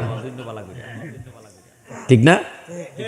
বাড়ি থেকে তো মহিলারা কইতেছে এইবার ধরছই, আর খালি মনে যা টিল্লে ফাটাইতেছে ওয়াজও। তো একটু বেজাল লাগছে, বেজাল লাগছে পরে আল্লাহ রসুল আয়েশা রং হইতেছে, কিন্তু আম্মা যখন আমি রং করতেছি না, আমি রাইট আছি। রসুল খনতে বিচারক আন্য একজন, কেটা রাইট আর কেটা রং। আম্মা তখন আনুন আপনার যারে মন চায় তারে। রসুল খনতে না ইবাই না, দুজনে মিললেই ভালা, বিচারকত্ব দুজনের পরামর্শ হইতেইব, কারে আনন্দ যায়। আম্মাদান কোন আমি জানি না, আপনি যারা মন চায় আনুন। রসুল খনতে তোমার আব্বারে আন্যই, বউ যদি জানে হৌরাইতেছে বিচার করার লাগে, আপনার মেয়ে যদি জানে বাপ হইতেছে বিচার করার লাগে, খুশি হইব না? হ্যাঁ কি কন? আল্লাহ রসুল কিন্তু খুশি করার লাগে ওই বিচারক আনতাছেন। আম্মাদানের আব্বা, আম্মাদান আয়েশা সিদ্দিকা রাদিয়াল্লাহু তাআলা আনহা আব্বা কে জানেননি? ইয়া গজো হযরত আবু বকর সিদ্দিক রাদিয়াল্লাহু তাআলা আনহু। এটা জানা দরকার, তো এটা তো মুসলমানের বেসিক নলেজ। আমি তো আপনারে আমার মতো ওয়াজ করার লাগে কই না, কিন্তু মুসলমান হিসেবে যদ্দূর জানা দরকার এদ্দূর আমাদের জানতেই হতো, ঠিক না? ঢাকা ইউনিভার্সিটি পড়ো শহীদ উসমান হাদি ইসলাম সম্পর্কে কম জানতো? মাথা না কেন কম জানতো? সকল সাধারণ মৌলভী অদ্দূর জানতো না, শহীদ উসমান হাদি যদ্দূর জানতো। পড়তো তো ঢাকা ইউনিভার্সিটিতে। তো ইউনিভার্সিটিতে পড়া তো দোষ না, কলেজে পড়াও দোষ না। আমরা বলি না সব মাদ্রাসায় ভর্তি হয়ে যাও, কলেজে পড়া পড়ো, ভার্সিটিতে পড়া পড়ো, স্কুলে পড়া পড়ো, ডাক্তার হও, ইঞ্জিনিয়ার হও, প্রফেসর হও, পাইলট হও, সব যদি হাফেজ আর মুফতি হয়ে যায় ডাক্তার হবে কে? কিন্তু আমাদের কথা একটাই, তুমি যেখানেই থাকো সেখানে পড়ো, কিন্তু দিলের ভিতরে আল্লাহরে বসাও। আর তুমি যে মুসলমানের সন্তান এই কথাটা মনে রেখো। এজন্য মুসলমানই সাথে নিয়া যদ্দূর জানা তোমার দরকার, বেসিক নলেজ মুসলমান হিসেবে এদ্দূর জানতে হয়।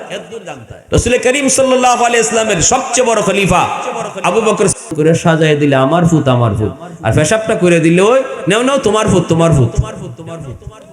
মা হইছে ইজাত, বাপ হইছে ইজাত। তখন এই অবস্থার ভিতরে যখন কইছে আম্মা কইছে না আব্বা হ, হে গান হইতে লাইছে। এখন হে মাফলার দিয়ে মুখ বান্ধিয়া এটার একাত্ত দর্শন লইয়া যাইব গাটো, দুধের বাচ্চা এটারে লইছে 1 কিলো। আতকা গোয়াল গরসাইয়া দেখে এই সময় হয়ে গেছে সকাল 8টা না 9টা। এই অবস্থার মধ্যে গাই ফেরায় বেটে প্রতিদিন ফজরের পরে। এখন এই দুধের উলান যেমন ফাইটতে যাবো, এই অবস্থায় গাই আর বাছুর রশি মশি সিরা দুধ খাওয়া শুরু করছে। কারণ গাইও একদিকে দৌড়ে বাছুর লইয়া, আর হেও একদিকে 2 বাছুর কুলো লইয়া গাটো যায়। এখন এই অবস্থার মাঝে চুলাত আগুন দিব কোন সময়? 12টার সময় বেটির লাগি ভাত লিয়ে যাওয়ানোর কথা বন্ধ গিয়া গাটো গিয়া কোন রকম পরিষ্কার টরিষ্কার কইরা গরুরে খুঁজতে খুঁজতে আটকা গরির পাশে দেখে বেলা বাজে 12টা, ওখানে চুলাত আগুনই জ্বালাইছেন না তাই বুঝিনি। বেটি 12টার সময় যখন অপেক্ষা করে দেখে স্বামীর খবর নেই, 1টা বাজে তাও স্বামীর খবর নাই, 2টা বাজে তাও স্বামীর খবর নাই, তখনই বেটি কয় একটু যাই গিয়া দেখি কি তা হইছে হালত। বেটি আইসে বাড়ি তাইয়া দেখে গরু একবার দৌড়ে, 2 বাচ্চায় খান্দে, আর বেটায় ঘরের উসরার মাঝে বইয়া তোতার মাঝে আত দিয়া এতিমের মতো বইয়া রইছে। বেটি গিয়া যেই খালি কইছে কি গো স্বামী কি হইছে? কয় বিবি গো মাফ চাই, তোমারটা তুমি করো, আমারটা আমারে দেও। এজন্য মনে রাখবেন কোনো কামই সহজ না, ঠিক কিনা জোরে কও? কোনো কামই সহজ না। বিবির কামটা, মহিলাদের কামটা, ঘরের কামটা কিন্তু সহজ না। এজন্য আল্লাহ পাক রব্বুল আলামিন মহিলাদেরকে ভাগ করে দিয়েছে ঘরের কাম, পুরুষকে দিয়েছে বাইরের কাম। অতএব পুরুষ তুমি কখনো মনে কইরো না ঘরের কাম সহজ, আর নারীও মনে কইরো না বাহিরের কামটা সহজ।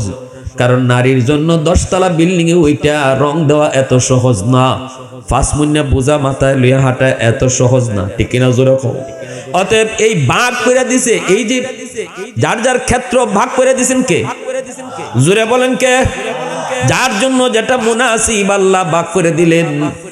এই ভাগ বিষয়টা বুঝা যে স্বামী স্ত্রী যারা সংসার করবে, একজনে আরেকজনকে স্যাক্রিফাইস করে চলবে, কেউ কারো উপরে কোনো সন্দেহ করবে না, অগাধ ভালোবাসা বিশ্বাস নিয়ে যখন তারা সংসার করবে, আর ভরসা করবে কার উপর? জোরে বলেন কার উপর? সন্তান লালন পালন করতে গিয়ে হালাল হালাম খানা খাওয়াবে, হারাম খানা দিয়ে সন্তানকে লালন পালন করবে না। কোন স্ত্রী স্বামীর উপরে চাপ দিবে না, আমার অলংকার কিনে দাও, আমার ঈদে ঈদে শাড়ি কিনে দাও। স্বামীর যতটুকু তৌফিক আছে এতটুকু বুঝা তুমি আবদার করবা। অতিরিক্ত আবদার করতে গেলেই স্বামী হারাম পথ খুঁজবো, ঠিক না? সাধ্যের ভিতরে তুমি যদি আবদার করো,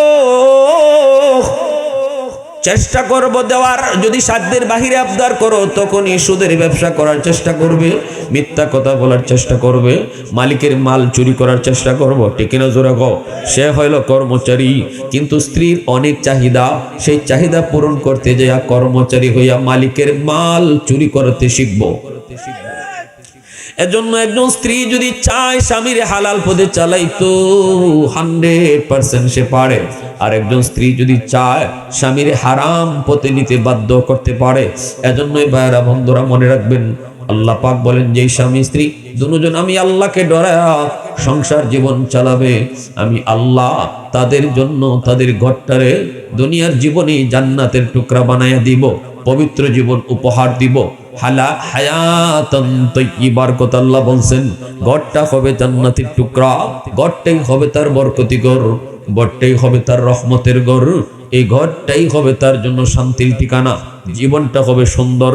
টাকার ভিতরে শান্তি নাই, শান্তি আল্লাহ পাক রব্বুল আলামিনের হাতে।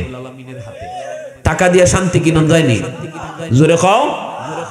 টাকা দিয়ে যদি শান্তি কিনুন যাইতো তাহলে কোটিপতিরা 10টা ঘুমের বড়ি খাইয়া ঘুমানি লাগতো না, কোটিপতিরা 20টা ঘুমের ট্যাবলেট খাইয়া খালি চাটনি লাগতো না, আর রিক্সাওয়ালা গাছের তলে আত ফালাইয়া নাক ডাকাইয়া ঘুমাইতেছে। এই ঘুমের লাগি কোটি টাকার মালিকে 10টা বড়ি খায়, 2 জন 4 জন খাদিম খুদ্দামা রাখে আত্মি ফাইবার লাগি, ফাউটি ফাইবার লাগি, এর ভরো ঘুম আয় না। তাহলে বোঝা গেল শান্তি কারা? তো জোরে খাও। আল্লাহ বলে মান আমিলা সালিহাম মিন যাকারিন আও উনসা ওয়া হুয়া মুমিন ফালানুহইয়ান্নাহু হায়াতান তাইয়্যিবা। 1 নম্বর পুরস্কার হলো আমি আল্লাহ তোমার জীবনটারে পবিত্র জীবন, শান্তির জীবন আমি বানায় দিব। অতএব শান্তির জীবন যদি আমরা পেতে চাই, শান্তির সংসার পেতে চাই, মনে রাখবা স্বামী স্ত্রীর ভিতরে কিন্তু সুন্দর সম্পর্ক, স্বামী স্ত্রীর ভিতরে কিন্তু ভালোবাসার সম্পর্ক থাকতে হবে, এবং দুজন নামাজি দিনদার পর্দানিশীন হওয়া লাগবে।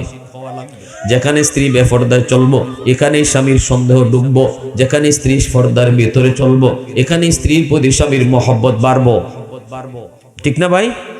বেপরদা সন্দেহ বাড়ায়, আর পর্দা মহব্বত বাড়ায়, ঠিক না? তা স্বামী স্ত্রীর ভিতরে যখনই যখন এইরকম ভাবে মহব্বত আর ভালোবাসা বাড়বো, তখন ওই ঘরটারে আল্লাহ পাক রহমত আর বরকত দ্বারা ভরপুর করে দিব। সন্তানগুলাকে আল্লাহ তাদের আদর্শ সন্তান বানাবো। আর যদি স্বামী স্ত্রী ঝগড়াঝটি ঘটে, তাহলে এই ঝগড়া আর গালাগালির যত খারাপ আসর আছে বাচ্চাদের উপরে পড়বে। আমি আপনি তো মনে করতেছি কই আমরা গালাগালি করে অসুবিধা, কিন্তু প্রত্যেকটা গালির আসর বাচ্চার উপরে পড়বো। যে ঘরের ভিতরে স্বামী স্ত্রীর ভিতরে মিল নাই, 100% এই বাচ্চারা কোনোদিন মেধাবী হবে না, এই বাচ্চা কোনোদিন তার ভবিষ্যৎ সুন্দর হবে না। কারণ স্বামী স্ত্রী অশান্তির সমস্ত খারাপ আসর বাচ্চা হলদের উপরে গিয়ে পড়ে। আপনি এখন লাখ লাখ টাকা ব্যয় করেন বাচ্চার তোলে, লাভ হইতো না।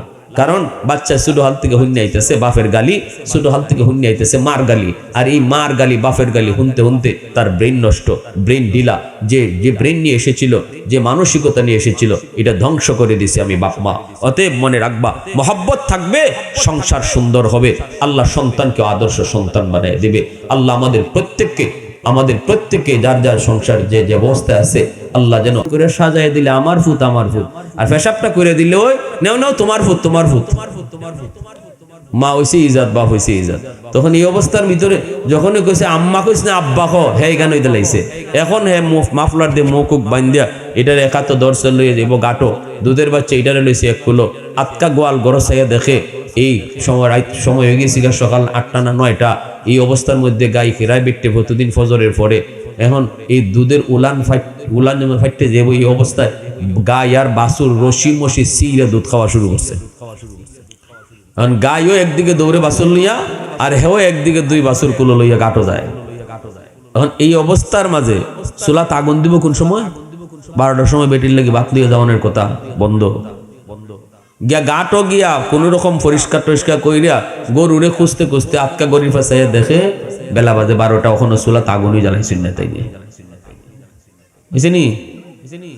বেটি 12টার সময় যখন অপেক্ষা করে দেখে স্বামীর খবর নেই, 1টা বাজে তাও স্বামীর খবর নাই, 2টা বাজে তাও স্বামীর খবর নাই, তখনই বেটি কয় একটু যাই গিয়া দেখি কি তা হইছে হালত। বেটি আইসে বাড়ি তাইয়া দেখে গরু একবার দৌড়ে, 2 বাচ্চায় খান্দে, আর বেটায় ঘরের উসরার মাঝে বইয়া তোতার মাঝে আত দিয়া এতিমের মতো বইয়া রইছে। বেটি গিয়া যেই খালি কইছে কি গো স্বামী কি হইছে? কয় বিবি গো মাফ চাই, তোমারটা তুমি করো, আমারটা আমারে দেও। এজন্য মনে রাখবেন, কোনো কামই সহজ না, ঠিক কিনা জোরে কও? কোনো কামই সহজ না। বিবির কামটা, মহিলাদের কামটা, ঘরের কামটা কিন্তু সহজ না। এজন্য আল্লাহ পাক রব্বুল আলামিন মহিলাদেরকে ভাগ করে দিয়েছে ঘরের কাম, পুরুষকে দিয়েছে বাইরের কাম। অতএব পুরুষ তুমি কখনো মনে কইরো না ঘরের কাম সহজ, আর নারীও মনে কইরো না বাহিরের কামটা সহজ। কারণ নারীর জন্য 10 তলা বিল্ডিং এ ওইটা রং দেওয়া এত সহজ না, 5 মুন্না বোঝা মাথায় লইয়া হাঁটা এত সহজ না, ঠিক কিনা জোরে কও? অতএব এই ভাগ করে দিছে, এই যে যার যার ক্ষেত্র ভাগ করে দিছেন কে? জোরে বলেন কে? যার জন্য যেটা মুনাসিব আল্লাহ ভাগ করে দিলেন। এই ভাগ বিষয়টা বুঝা যে স্বামী স্ত্রী যারা সংসার করবে, একজনে আরেকজনকে স্যাক্রিফাইস করে চলবে, কেউ কারো উপরে কোনো সন্দেহ করবে না, অগাধ ভালোবাসা বিশ্বাস নিয়ে যখন তারা সংসার করবে, আর ভরসা করবে কার উপর? জোরে বলেন কার উপর? সন্তান লালন পালন করতে গিয়ে হালাল হালাল খানা খাওয়াবে, হারাম খানা দিয়ে সন্তানকে লালন পালন করবে না। কোন স্ত্রী স্বামীর উপরে চাপ দিবে না, আমার অলংকার কিনে দাও, আমার ঈদে ঈদে শাড়ি কিনে দাও। স্বামীর যতটুকু তৌফিক আছে এতটুকু বুঝা তুমি আবদার করবা। অতিরিক্ত আবদার করতে গেলেই স্বামী হারাম পথ খুঁজবো, ঠিক না? সাধ্যের ভিতরে তুমি যদি আবদার করো, চেষ্টা করব দেওয়ার, যদি সাধ্যের বাহিরে আবদার করো তখনই সুদের ব্যবসা করার চেষ্টা করবে, মিথ্যা কথা বলার চেষ্টা করবে, মালিকের মাল চুরি করার চেষ্টা করব, ঠিক না জোরে কও? সে হইল কর্মচারী, কিন্তু স্ত্রীর অনেক চাহিদা, সেই চাহিদা পূরণ করতে যাইয়া কর্মচারী হইয়া মালিকের মাল চুরি করতে শিখবো। এজন্য একজন স্ত্রী যদি চায় স্বামীর হালাল পথে চালাইতো 100% সে পারে, আর একজন স্ত্রী যদি চায় স্বামীর হারাম পথে নিতে বাধ্য করতে পারে।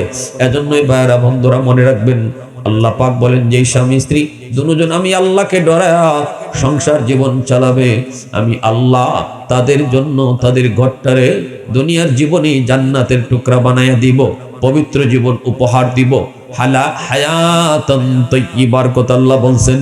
ঘরটা হবে জান্নাতের টুকরা, ঘরটাই হবে তার বরকতি ঘর, ঘরটাই হবে তার রহমতের ঘর, এই ঘরটাই হবে তার জন্য শান্তির ঠিকানা। জীবনটা হবে সুন্দর।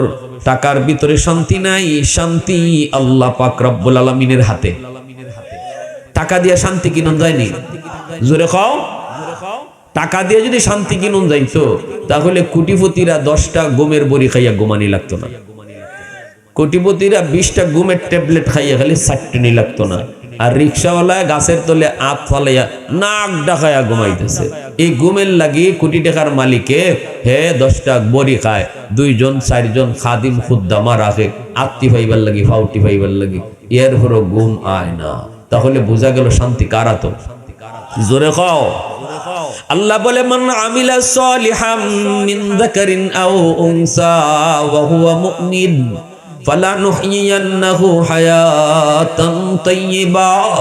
1 নম্বর পুরস্কার হলো আমি আল্লাহ তোমার জীবনটারে পবিত্র জীবন, শান্তির জীবন আমি বানায় দিব। অতএব শান্তির জীবন যদি আমরা পেতে চাই, শান্তির সংসার পেতে চাই, মনে রাখবা স্বামী স্ত্রীর ভিতরে কিন্তু সুন্দর সম্পর্ক, স্বামী স্ত্রীর ভিতরে কিন্তু ভালোবাসার সম্পর্ক থাকতে হবে, এবং দুজন নামাজি দিনদার পর্দানিশীন হওয়া লাগবে। যেখানে স্ত্রী বেপর্দায় চলবো এখানেই স্বামীর সন্দেহ ডুববো, যেখানে স্ত্রী পর্দার ভিতরে চলবো এখানে স্ত্রীর প্রতি স্বামীর মহব্বত বাড়বো। ঠিক না ভাই? বেপর্দা সন্দেহ বাড়ায় আর পর্দা মহব্বত বাড়ায়, ঠিক না? তা স্বামী স্ত্রীর ভিতরে যখনই এরকম ভাবে মহব্বত আর ভালোবাসা বাড়বো তখন ওই ঘরটারে আল্লাহ পাক রহমত আর বরকত দ্বারা ভরপুর করে দিব। সন্তানগুলাকে আল্লাহ তাদের আদর্শ সন্তান বানাবো। আর যদি স্বামী স্ত্রী ঝগড়াঝটি ঘটে তাহলে এই ঝগড়া আর গালাগালির যত খারাপ আসর আছে বাচ্চাদের উপরে পড়বে। আমি আপনি তো মনে করতেছি কই আমরা গালাগালি করে অসুবিধা, কিন্তু প্রত্যেকটা গালির আসর বাচ্চার উপরে পড়বো। যে ঘরের ভিতরে স্বামী স্ত্রীর ভিতরে মিল নাই 100% এই বাচ্চারা কোনোদিন মেধাবী হবে না, এই বাচ্চা কোনোদিন তার ভবিষ্যৎ সুন্দর হবে না। কারণ স্বামী স্ত্রী অশান্তির সমস্ত খারাপ আসর বাচ্চা হলদের উপরে গিয়ে পড়ে। আপনি এখন লাখ লাখ টাকা ব্যয় করেন বাচ্চার তোলে, লাভ হইতো না। কারণ বাচ্চা ছোট হাল থেকে হুন্নি আইতেছে বাপের গালি, ছোট হাল থেকে হুন্নি আইতেছে মার গালি, আর এই মার গালি বাপের গালি শুনতে শুনতে তার ব্রেন নষ্ট, ব্রেন ঢিলা। যে ব্রেন নিয়ে এসেছিল, যে মানসিকতা নিয়ে এসেছিল, এটা ধ্বংস করে দিছে। কে খুন করছে, কে অপরাধ করছে? অপরাধীরে যদি যশাবে নিজের চোখে দেখে চিনে তবুও আদালতে সেই কথা বলে না যে আর এখানে সাক্ষী কেন লাগবে, আমি নিজেই তো দেখছি কে অপরাধ করছে, কে খুন করছে। কোন জজ এই কথা বলে না, বরং কয় সাক্ষী আনো, প্রমাণ করো সে দোষ করছে, অপরাধ করছে, খুন করছে, প্রমাণ করো। দুনিয়ার সামান্য নগণ্য জজ বিচারক যদি আসামির পক্ষে থাকে, সকল বিচারকের বিচারক আমার আপনার মালিক যেদিন হাসরের ময়দানে বিচারের আসনে বসবেন, সেদিন আল্লাহ পাকও তার অপরাধী গুনাহগার বান্দাবান্দির পক্ষে থাকবা। কেমনে কারে কোন উসিলায় মাফ করা যায়? আল্লাহ শুধু উসিলা খুঁজবেন, শুধু উসিলা খুঁজবেন। হাদিস শরীফে রাসূল বলেন, একজন মানুষের ফয়সালা হয়ে গেছে জাহান্নাম, সে জাহান্নামের দিকে যাচ্ছে, কিন্তু বারবার শুধু পিছনে আল্লাহ পাকের দিকে তাকাইতেছে। তো আল্লাহ তারে ডাক দিয়ে জিজ্ঞেস করবেন, বান্দা তোর ফয়সালা হয়েছে জাহান্নাম, তুই যাবি জাহান্নামে, তো আমার দিকে তাকাও কেন? লোকটা তখন বলবে, মালিক দুনিয়ার জমিনে ওলামায়ে কেরামের জবানে শুনেছি হাসরের ময়দানে তোমার কুদরতি কলিজায় 99 ভাগ দয়া মায়া থাকবে। ছোট থেকে ছোট ওসিলায় বহু বান্দা বান্দির তুমি মাফ করবা। এজন্য আমার মন কেন জানি বলতেছে, মালিক এমন কোন একটা ছোট উসিলায় আমাকেও তুমি মাফ করে দাও কিনা। এই বুক ভরা আশা নিয়ে বারবার শুধু তোমাকে দেখতেছি। আল্লাহ পাক বলবেন, বান্দা তোর কথাটা আমি আল্লাহর কাছে বড় ভালো লাগছে। ফেরেশতারা আমার বান্দারে ফিরে আনো, তার আমলনামাটা আমি আল্লাহকে দেখাও। আমি নিজে তার আমলনামাটা দেখবো। এইবার আল্লাহ পাক তার নিজেই আমলনামাটা দেখতেছেন আর বলতেছেন, বান্দা তোর গুনার পাল্লা ভারী, নেকির পাল্লা হালকা, কিন্তু তোকে দেখা যাইতেছে ওই যে দুনিয়ার জমিনের সাদকপুরের মাহফিলে তো ঠান্ডার ভিতরে বসে বসে তুই কি যেন শুনতেছ, আমার কথাগুলি শুনতেছ, আমার রসুলের কথাগুলি শুনতেছ। কেন সেদিন সেখানে কষ্ট করে তুমি গিয়েছিলে একটু কও। তখনই কইব, মালিক একমাত্র তোমাকে খুশি করার জন্য। দুনিয়ার কোনো লোভ নয়, দুনিয়ার কোনো কিছু পাওয়ার জন্য নয়, একমাত্র তোমাকে খুশি করার জন্য গিয়েছিলাম। তখনই আল্লাহ পাক বলবেন, বান্দা শোন, আমার আদত হচ্ছে মাফ করে দেওয়া, কিন্তু আমার নিজাম হলো উসিলা ছাড়া মাফ করি না। ওই দিনে মাহফিলে বসাকে উসিলা বানায়া আমি আল্লাহ হাসরের ময়দানে তোমাকে নাজাতের ফয়সালা দিয়া দিলাম। মুসলমানের আওয়াজে কও সুবহানাল্লাহ, আরো জোরে সুবহানাল্লাহ, আরো জোরে আল্লাহু আকবার, জোরে কও আল্লাহু আকবার। প্রশংসা করব কার? জোরে কও কার? वहदत की हिफाजत नहीं बेक़ुव्वत बाज़ू, वहदत की हिफाजत नहीं बेक़ुव्वत बाज़ू, आती नहीं कुछ काम हक़ल खुदा दाद, आती नहीं कुछ काम हक़ल खुदा दाद। ऐ मर्द खुदा तुझको कुव्वत नहीं हासिल, जा बैठ किसी गार में अल्लाह को करिया, जा बैठ किसी गार में अल्लाह को करिया। ये सच है कि बातिल की तरफ दार नहीं हम, गद्दार न समझो हमें गद्दार नहीं हम, गद्दार न समझो हमें गद्दार नहीं हम। फूलों की तरह नरम मिजाज अपना है नज़र, हम तीर नहीं नेज़ा व तलवार नहीं हम तीर नहीं नेज़ा व तलवार नहीं हम। मुसलमाনের আওয়াজে কও আল্লাহু আকবার। একটু জিকির করি, লা ইলাহা ইল্লাল্লাহ।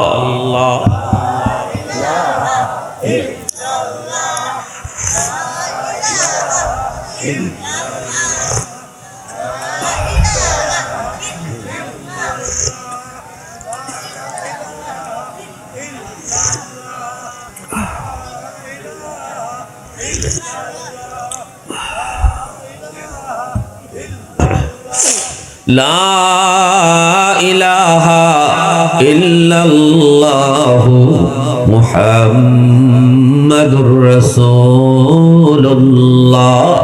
জোরে সুরে বলি সাল্লাল্লাহু আলাইহি ওয়াসাল্লাম।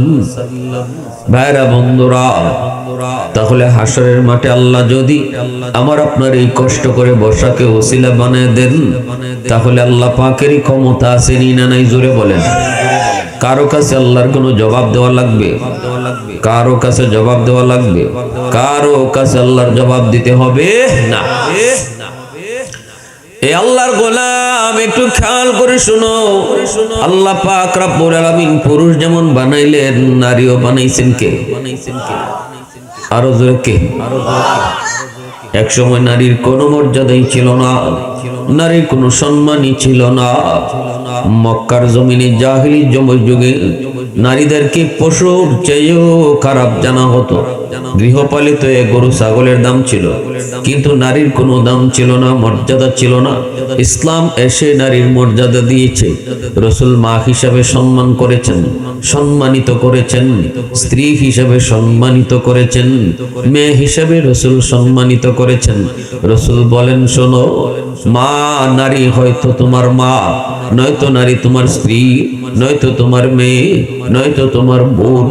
এই হলো নারীর চারটা পরিচয়। এই চারো পরিচয়ের দিক দিয়া রসুল নারীদের মর্যাদা বাড়াইছেন। আল্লাহু আকবার। জোরে কও। আল জান্নাতু তাহতা আকদামিল উম্মাহাত। মা হিসেবে নবীজি নারীর মর্যাদা বাড়ায় বলেন, জানোনি তোমাদের মার পায়ের নিচে তোমাদের বেহেশত। আল্লাহু আকবার, জোরে বলো। যে নারীকে আজকে তোমরা দাম দিতে চাও না, যে নারীর কোনো মূল্যই তোমাদের কাছে নাই, যা মন চায় তা ব্যবহার করো, এই নারী যদি তোমার মা হয় তাহলে তোমার জান্নাত মার পায়ের নিচে। সুবহানাল্লাহ, জোরে বলো। এই কথা বলে মা হিসেবে নারীর মর্যাদা আল্লাহ বাড়াই দিয়েছেন, রাসূল বাড়াই দিলেন। এইবার আল্লাহ বলেন, বন্ধু জানায় দাও, জানায় দাও, রিদার রাব্বি ফি রিদাল ওয়ালিদাইন ওয়া সাখাতুর রাব্বি ফি সাখাতিল ওয়ালিদাইন। ও বন্ধু, তুমি জানায় দাও, যে সন্তান বাপ মারে খুশি করব আমি আল্লাহ তার উপর খুশি। যেই সন্তানে বাপ মারে নারাজ করব আমি আল্লাহ তার উপরে নারাজ। আল্লাহ বলে, বন্ধু তুমি জানে দাও, তিন ব্যক্তির দোয়া বদদোয়া দুটোটা আমি আল্লাহর কাছে সরাসরি কবুল।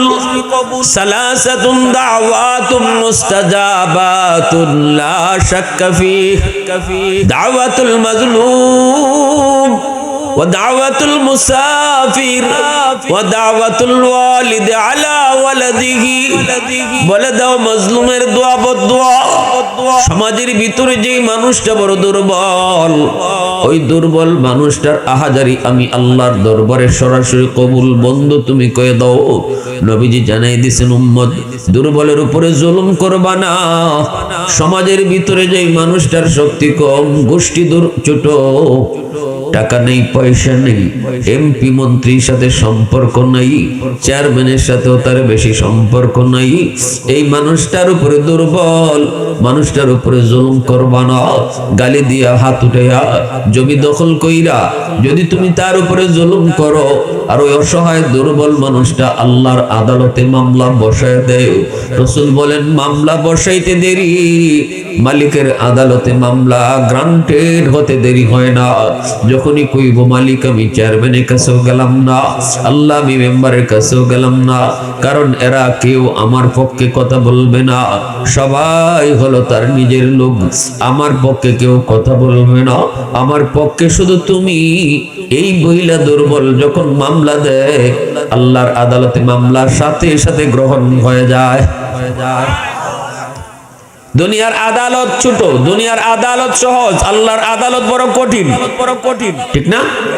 দুনিয়ার আদালতে জজ সাহেবরে ঘুষ দেওয়া যায়, দুনিয়ার আদালতে জজ সাহেবরে ফোন দেওয়ানি যায়, কিন্তু বলো আল্লাহর আদালতে ঘুষ দেওয়ার সুযোগ আসেনি?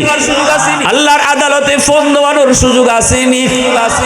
ওই আদালতে কেউ কারো পক্ষে কথা বলবে না, একটাই শুধু তোমার পরিচয়, তুমি অপরাধী। অপরাধীর আর কোনো পরিচয় নাই আল্লাহর আদালতে। বাংলাদেশের আদালতে অপরাধীর আরো অনেক পরিচয় আছে। কয় কি পরিচয়? কয় মন্ত্রীর ফুলা। কি পরিচয়? কয় চেয়ারম্যানের হালা।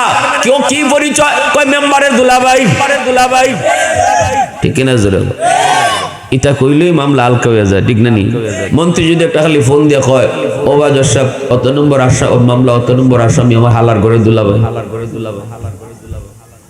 তে দেখবা জজ সাহেবের কাম শেষ। কয়বা sir sir sir sir sir হওয়ার না হওয়ার আগেও স্যার, পরেও স্যার, স্যার স্যার টেনশন করেন না, মামলা খালাস। আল্লাহর আদালত চলবো? আল্লাহ কইব তোর নামাজ, তোর রোজা, তোর হজ, তোর যাকাত সবকিছু এক জায়গায় আটক, আগে মামলা ডিসমিস কর। ঠিক তেমনি ভাবে স্ত্রী হিসাবে আল্লাহ রাসূল সাল্লাল্লাহু আলাইহি ওয়াসাল্লাম মর্যাদা দিলেন, আল্লাহ রাসূল মর্যাদা দিলেন। মনে রেখো, তোমার স্ত্রীও কিন্তু তোমার ঘরে দুর্বল, সে বড় সহায়, এখানে তার আপন বলতে কেউ আসে নাই। সে তো বড় হয়েছে বাবার কাছে, মায়ের কাছে, ভাইয়ের কাছে, বোনের কাছে। বড় হওয়ার পর সে স্বামীর হাত ধরে অচেনা জায়গায় চলে এসেছে। যেই পরিবেশটায় সে বড় হলো, যাদের ভালোবাসা পেয়ে সে বড় হলো, ওই জায়গাটাকে সে চিরদিনের জন্য পর বানায়া, চিরদিনের জন্য অচেনা বানায়া, স্বামীর বাড়িটারে নিজের বাড়ি বানায়া, মা বাবা ভাই বোন সবাইকে পর বানায়া স্বামীর বাড়ির মানুষগুলাকে আপন বানায়া সারা জীবনের জন্য সে চলে আসলো, কিন্তু তার সাথে কেউ আসে নেই, তার সাথে তার মা আসে নাই, বাবাও আসে নেই, সাথে ভাই আসে নাই, বোন আসে নাই, একাই কিন্তু চলে আসলো। এই বাড়িতে তার পক্ষে কেউ নেই, এই বাড়িতে সবাই হলো স্বামীর বাড়ির লোক। এখানে ননদের মিজাজ কেমন সে জানে না, দেবরের মিজাজ কেমন জানে না, শাশুড়ি কেমন তাও জানে না, শ্বশুরের মিজাজ কেমন তাও জানে না, স্বামীটা কেমন তাও বোঝে না। এই অবস্থায় যদি কোনো স্বামী তার উপরে জুলুম করো, তার উপরে নির্যাতন করো, যদি তারে বকাবকি করো, যদি তারে মানসিক টর্চার করো, যদি তারে যৌতুকের জন্য তুমি চাপ দেউরে যুবক, মনে রেখো আল্লাহর বান্দি, আল্লাহর বান্দি এখানে কারো কাছে নালিশ করে না, কারণ কেউ তার পক্ষে কথা বলবে না। পাকঘরে গিয়ে চোখের পানি ফালায়, বাথরুমের ভিতরে যায় সে চোখের পানিটা ফালায়, আর মালিক রে আল্লাহ, আল্লাহ কোথায় আমার আব্বা, কোথায় আমার আম্মা আমার বিয়ে দিল, আল্লাহ এখানে আমার কোনো দাম নাই, আমার কোনো সম্মান নাই, কোনো ইজ্জত নাই, সবাই সবার কথা শুনে আমার কথা কেউ শুনে না।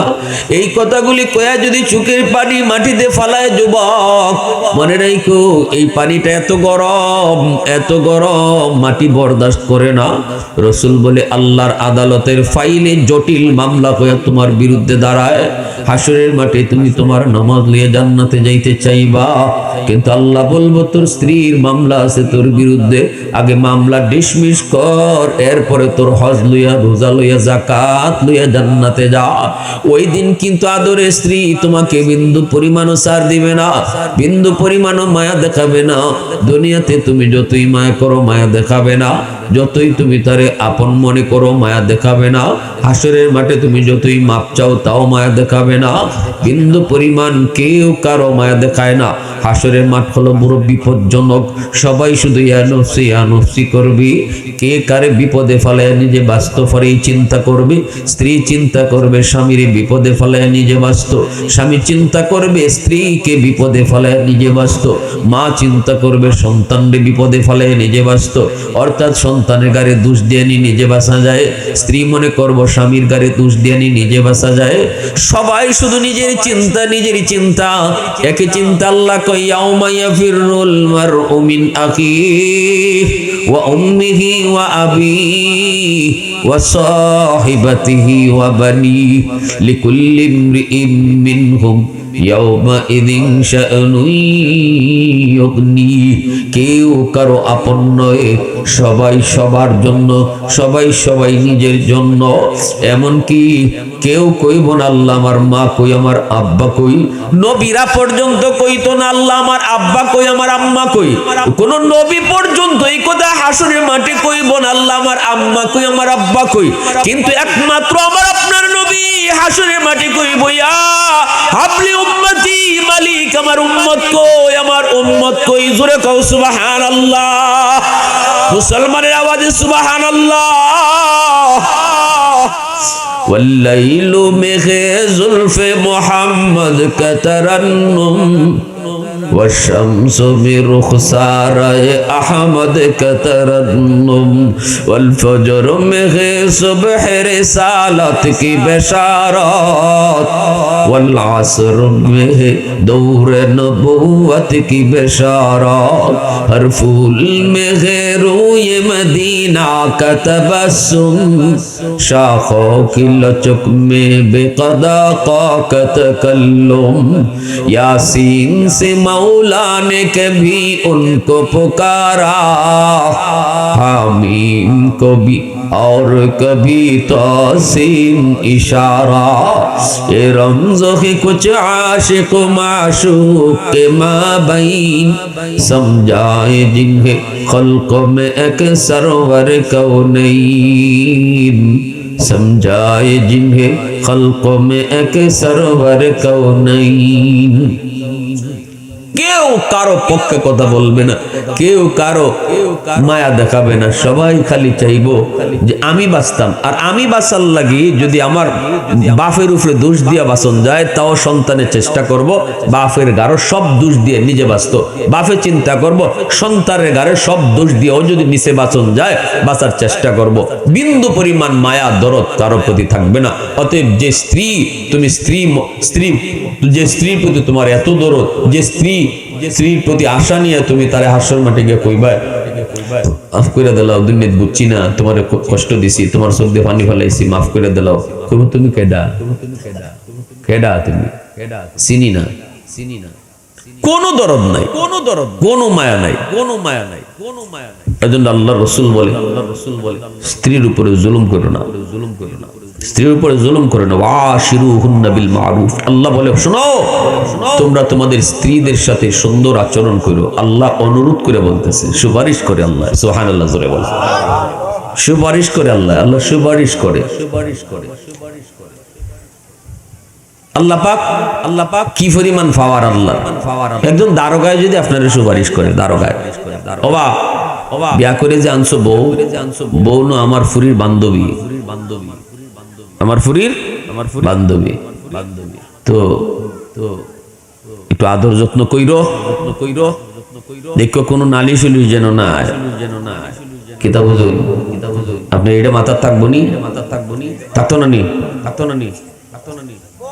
পয়লা ছুটি যদি দারোগায় নি, একটা দারোগা যদি খালি কয়ে দেয় তোমার বউ কিন্তু আমার ফুরির বান্ধবী, অথবা দারোগার ফুরি যদি আপনি বিয়া করেন, আর যদি এরকম বুঝেন তাইলে কি তার সাথে খারাপ আচরণ চলবো? একটা দারোগার সুপারিশ আপনি এই সময় মাথায় রাখুন যে মা গো মা, ওসি আমার এই কথা কয়ে দিছে, দারোগা আমার এই কথা কয়ে দিছে, এসপি আমার এই কথা কয়ে দিছে, এটা মাথা।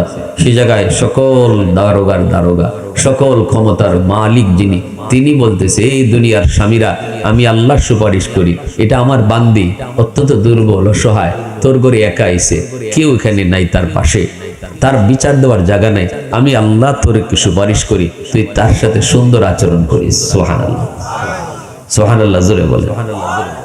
আমার আলোচনার বিষয় তো হয়েছে স্বামী স্ত্রী হক। ভাইয়েরা বন্ধুরা, জন্য বলতেছিলাম একটু মনোযোগ। স্ত্রীও সব সময় মনে করবে আমার স্বামী হলো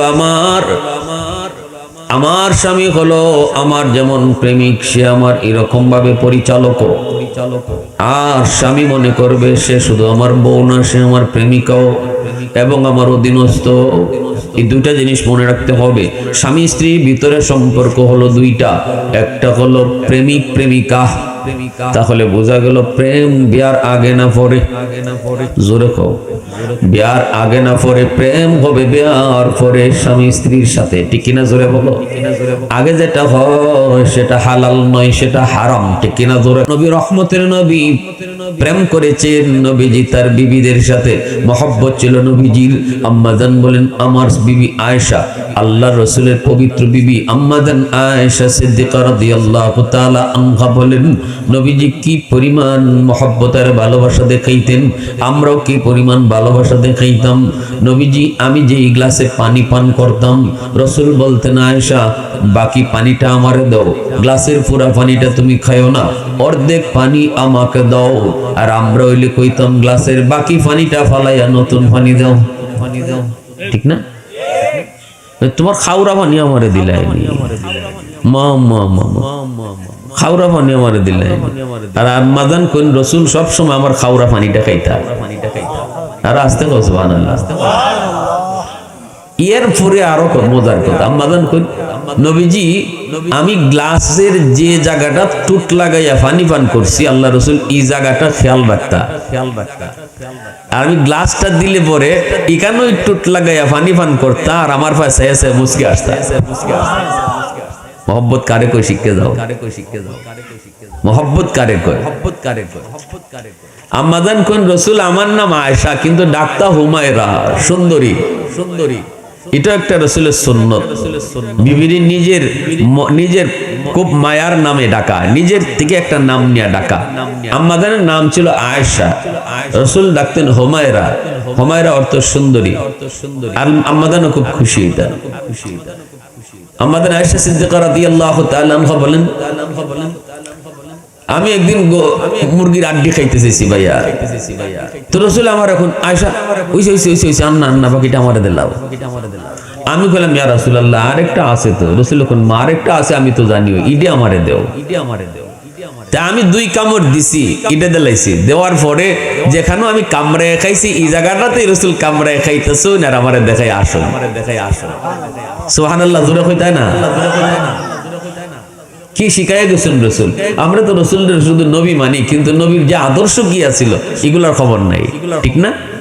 হ্যাঁ, আমরা প্রেম ভালোবাসা যা সব বিয়ার আগে, বিয়ার পরে বউ আইসে বউর সাথে আর কোনো মানে ফিস দিয়ে ঘুমাইতে হবে, এটাই আমরা কাম। বিয়া হওয়ার পরে মনে করি এটা তো আমার গরু আইছে, তখন যাবা খুশি হয়েছিল। কিন্তু আগেরটা হারাম, পরেরটা হালাল। পরেরটার মধ্যে যত বেশি মহব্বত থাকবো ততই আল্লাহ ঘরের মধ্যে বরকত বাড়াইয়া দিব। স্বামী স্ত্রীর ভিতরে যত ভালোবাসা মহব্বত থাকবো এই ঘরের মধ্যে তত বেশি রহমত আর বরকত না দিল।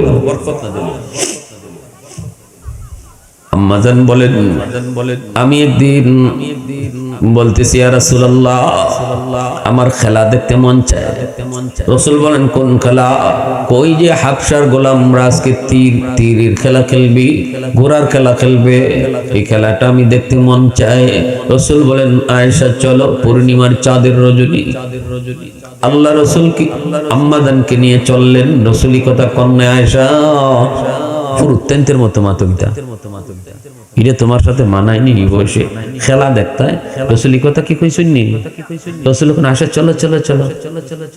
আপনার বিবি সাহেব যদি মাঝে মাঝে কয় আল্লাহ এক গরু আইনা বন্দি করে হারাইলায়, একটা দিন শহর ঘুরে দেখাইলায় না, তো এইটা কিন্তু আপনার লাগি বালা লক্ষণ না। আপনার না কাম হইলো মাঝে মাঝে একটু ঘুরতায় যাইতায়, এদিক সেদিক একটু তার মন চাইলে না যা গোবিন্দ শহরে গিয়া একটু যদি পর্দার মতো জায়গা থাকে, এখানে ঢুকে দুইজনে একসাথে একটা হোটেলে খাওয়া দাওয়া করো, এতে মহব্বত বাড়ে না কমি? জোরে খন বুঝুন না আপনার আমার কথা। কইবা হুজুর এইটা ইতাবাদা এই কিতা শুরু করলো কেন? ইয়া আমরা বুড়া বুড়া বেটেন বইছি, কখন কয় দাদির লই বলে হোটেলে যেতাম।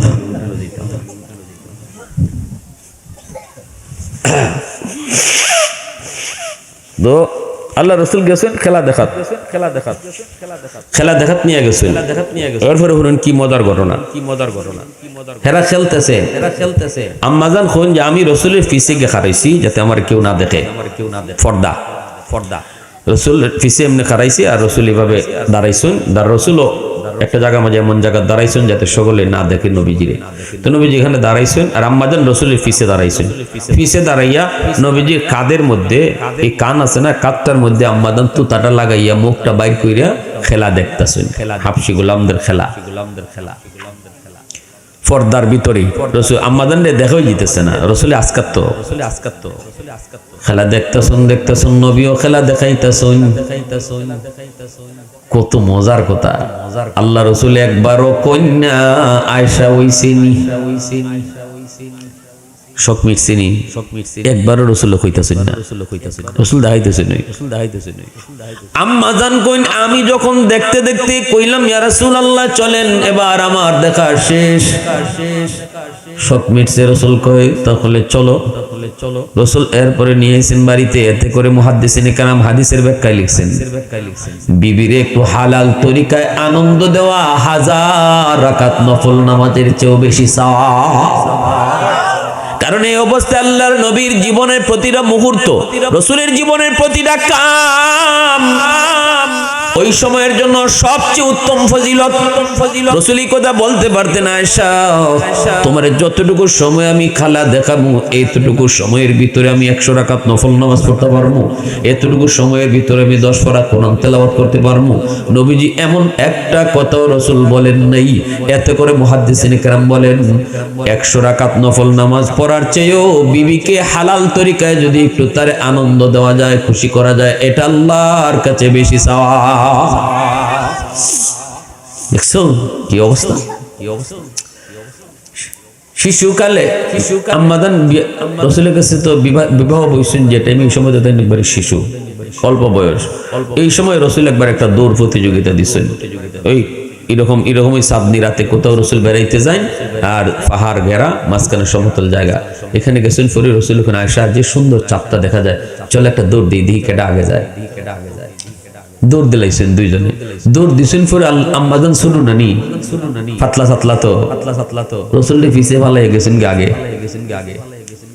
এবার গিয়া কনিয়া রাসূলুল্লাহ যে আমি জিতছি, রসুল এখন মনে রাখো রসুল কি তখন মনে রাখো এটারও বদলা একদিন নিমু আমি, এখন তো পাতলা শরীর একদিন বার হইতো না ঠিকই একদিন যখন বার হইছেন বয়স হইছে তো আবার কোনো না কোনো এক সময় রসুল এরকম চাঁদনি রাতে এদিক দিয়ে যাইতেছেন, এখানে গেছেন পুরে আল্লাহ রসুল কোন আশা শিশুকালের কথা মনে আসেনি ওই যে আগে বলে হ এখানে আপনার এলিয়া দৌড় দিছিলাম, জিতছিল কেটা বলে যে আমি জিতছি, আল্লাহ রসুল এখন আইও দিক খেলাই এখন দৌড় দিয়ে রসুল গেছেন আগে, কারণ আমাদের তো একটু বার হয়ে গেছে। এরপরে রসুল আগে এখন আয়সা আমি জিতছি না, ওই দিন একটা বদলা হইছে, আল্লাহু আকবার জোরে হোক, সমান হয়েছে কি সমান হয়েছে। কি সুন্দর স্বামী স্ত্রীর ভিতরে, কি সুন্দর মজা, কি সুন্দর আনন্দ, কি সুন্দর ভালোবাসা, নির্মম ভালোবাসা, ঠিক না ভাই? এর জন্য মনে রাখতে হবে আমার স্ত্রী শুধু আমার অধীনস্থ তা না, তার উপরে খালি হুকুম চালাইমু তা না, হুকুম চালাইমু ঠিক আছে কারণ আমি তার হাকিম, সে তার আমার মাহকুমা, এটা হলো একটা পরিচয়, হাকিম আর মাহকুমা, আমি তার হুকুমদাতা, সে আমার অধীনস্থ, এটা হলো একটা সম্পর্ক। আরেকটা সম্পর্ক হলো সে আমার মাহবুবা, আমি তার হাবিব, সে হইল আমার প্রেমিকা, আমি তার প্রেমিক। অতএব হুকুম যেমন যে টাইমে করব আমার অধিকার আছে তারে কোয়া বা কি করা আদেশ করা, ঠিক তেমনি ভাবে সে আমার প্রেমিকা হিসেবে মাঝে মাঝে একটু অভিমান করা, একটু গুসা করা, এটা তারও অধিকার আছে। হ্যাঁ না, আপনি যদি কইন আমি জামাই আমার হুকুমে চলবো, তেরা হইতো কিতা, আবার মুখ গাল ফুলানি কিতা, এটা না, এটা দুইটা সম্পর্ক। একটা হলো আপনার অধীনস্থ, এটা ঠিক, আর একটা হলো আপনার প্রেমিকা না, সে প্রেমিকা যদি হয় প্রেমিকা প্রেমিকের সাথে মাঝে মাঝে রাগ গোসা অভিমান করে, ওই এতে করে প্রেম কমে না বরং আরো বাড়ে, ঠিক কিনা জোরে খান? ও তো আমার দাদা খুলিছেন বাড়ে, আপনারা জোয়ান হলতে গীতা বুঝছেন, তাই তো বুঝে লিছেন, একটু রাগ অভিমানে সম্পর্ক কমে না বাড়ে, মাতে না বা জোয়ান ফোন দে আসে শরম লাগতেছে। এগুলো তুই ওয়াজ, এগুলো তুই শিকন, কোন জায়গাটার মধ্যে আমরা ধরা খাইতেছি আর কোন জায়গাটা আমাদের জন্য সম্পূর্ণ নির্ভেজাল। শালির সাথে প্রেম না, শালির সাথে মজা না, শালির সাথে আসি না, শালির সাথে কৌতুক না, কারণ এখানে বেজাল আছে, এখানে বেজাল হওয়ার সম্ভাবনা আছে। হয়নি না, হয় না, স্বামীর সাথে শালির সাথে যদি একটু বেশি আসি টাট্টা হয়, কয়দিন পরে দেখা যায় দুইজন নাই, ঠিক না? এখন মাইক লিয়া গুরু, আর বউর সাথে যত আনন্দ হইব, আশিটা টবে ফুর্তি পারতে হইব, অত মহব্বত বাড়বো আর সোয়াব হইব, প্রতি মুহূর্তে সোয়াব হইব, নফল বন্দেগীর সোয়াব, স্ত্রীর সাথে হাসি খুশি কথা কোয়া, নফল নামাজ পড়লে যে সোয়াব, বিবির সাথে হাসি খুশি কথা বলা, এটা এরকম সমান সোয়াব। আল্লাহু আকবার জোরে বলেন। এজন্য আমার বিবি আমার যেমন মাহকুমা, সে আমার মাহবুবাও, অতএব তার একটু মান অভিমান করার সুযোগ আছে, ঠিক না জোরে কোন? সুযোগ আছে, অভিমান করার সুযোগ আছে, এটা সে করতে পারে। এই সময় আমার লাঠি লওয়া ঠিক না, এই সময় আমার তার উপরে রাগ করাও ঠিক না, একটু তার এই সময় বাইল দেবন, এই সময় তারে একটু খুশি করুন, গুসা করলেও গুসা বাঙ্গানি, এই সময় নিজে আরেকবার গুসা করে বইয়ে তখন না, এই ওয়াজটা আমি আমার লাগি করতেছি, আপনার লাগি না। আমরা এই রং করে যদি দেখি যে বউ রাগ করে লিছে, তাই না, যাও আমিও তেরো বই নিলাম, এটা না। দেখেন আমি একটা ঘটনা কই, আল্লাহ রাসূলের ঘটনা। আল্লাহ রাসূল সাল্লাল্লাহু আলাইহি ওয়াসাল্লামের সাথে আম্মাজান আয়েশার একটা লাগিয়ে গেছে বেজাল। স্বামী স্ত্রী একসাথে চললে ওই যে কইলাম না মান অভিমান হবে, আম্মাজান একবার একটা অভিমান করছেন, কেল্লাই করছি, লম্বা কথা অভিমান করছে, আল্লাহ রাসূল ওখানে আসে, এটা ঠিক না। আম্মাজান কোন 100 বার ঠিক, আল্লাহ রাসূল ওখানে আসা ঠিক হইতেছে না কাজটা, আম্মাজান কোন 100 বার ঠিক, রাগের মাথায়, বুঝছেন না নি? বুঝছেন না? আর মহিলা জাতি তো হইলো বেকা আড্ডি দিয়ে বানানি, বেকা আড্ডিতে আল্লাহ বানাইছেন তো পুরুষের পাজরের হাড় সুজানা বেকা, জানেন না আপনারা? পাজরের হাড় যে পাজরের হাড়টা এটা সুজানা বেকা, এটা কিন্তু বেকা, এই পুরুষের বেকা আড্ডি দিয়ে আল্লাহ নারী বানাইছেন। এই হিসাবে নারীদের স্বভাব একটু বেকা থাকবই, এরা একবারে সুজানা। আল্লাহ রসুল কইছেন এজন্যই নারীদের কাছ থেকে, বউর কাছ থেকে তুমি ফায়দা নিবাই, তারে 100 সোজা করার চেষ্টা করো না, কারণ বেকা আড্ডি সোজা হইতো না, বেশি সোজা করতে গেলে ভাঙ্গি যাবুগা, ঠিক কিনা জোরে কও? বেশি সোজা করতে যাইবা ভাঙ্গি যাবো, এটা আড্ডি বেকাতে তুমি সোজা করবা কেমনে?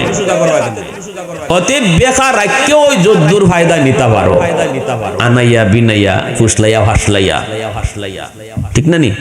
তো আল্লাহ রসুলের সাথে আম্মাদান কইন যে আমার সাথে রসুলের একটু লাগছে, তো রসুল কইতাছেন আয়সা তুমি রং করতেছো।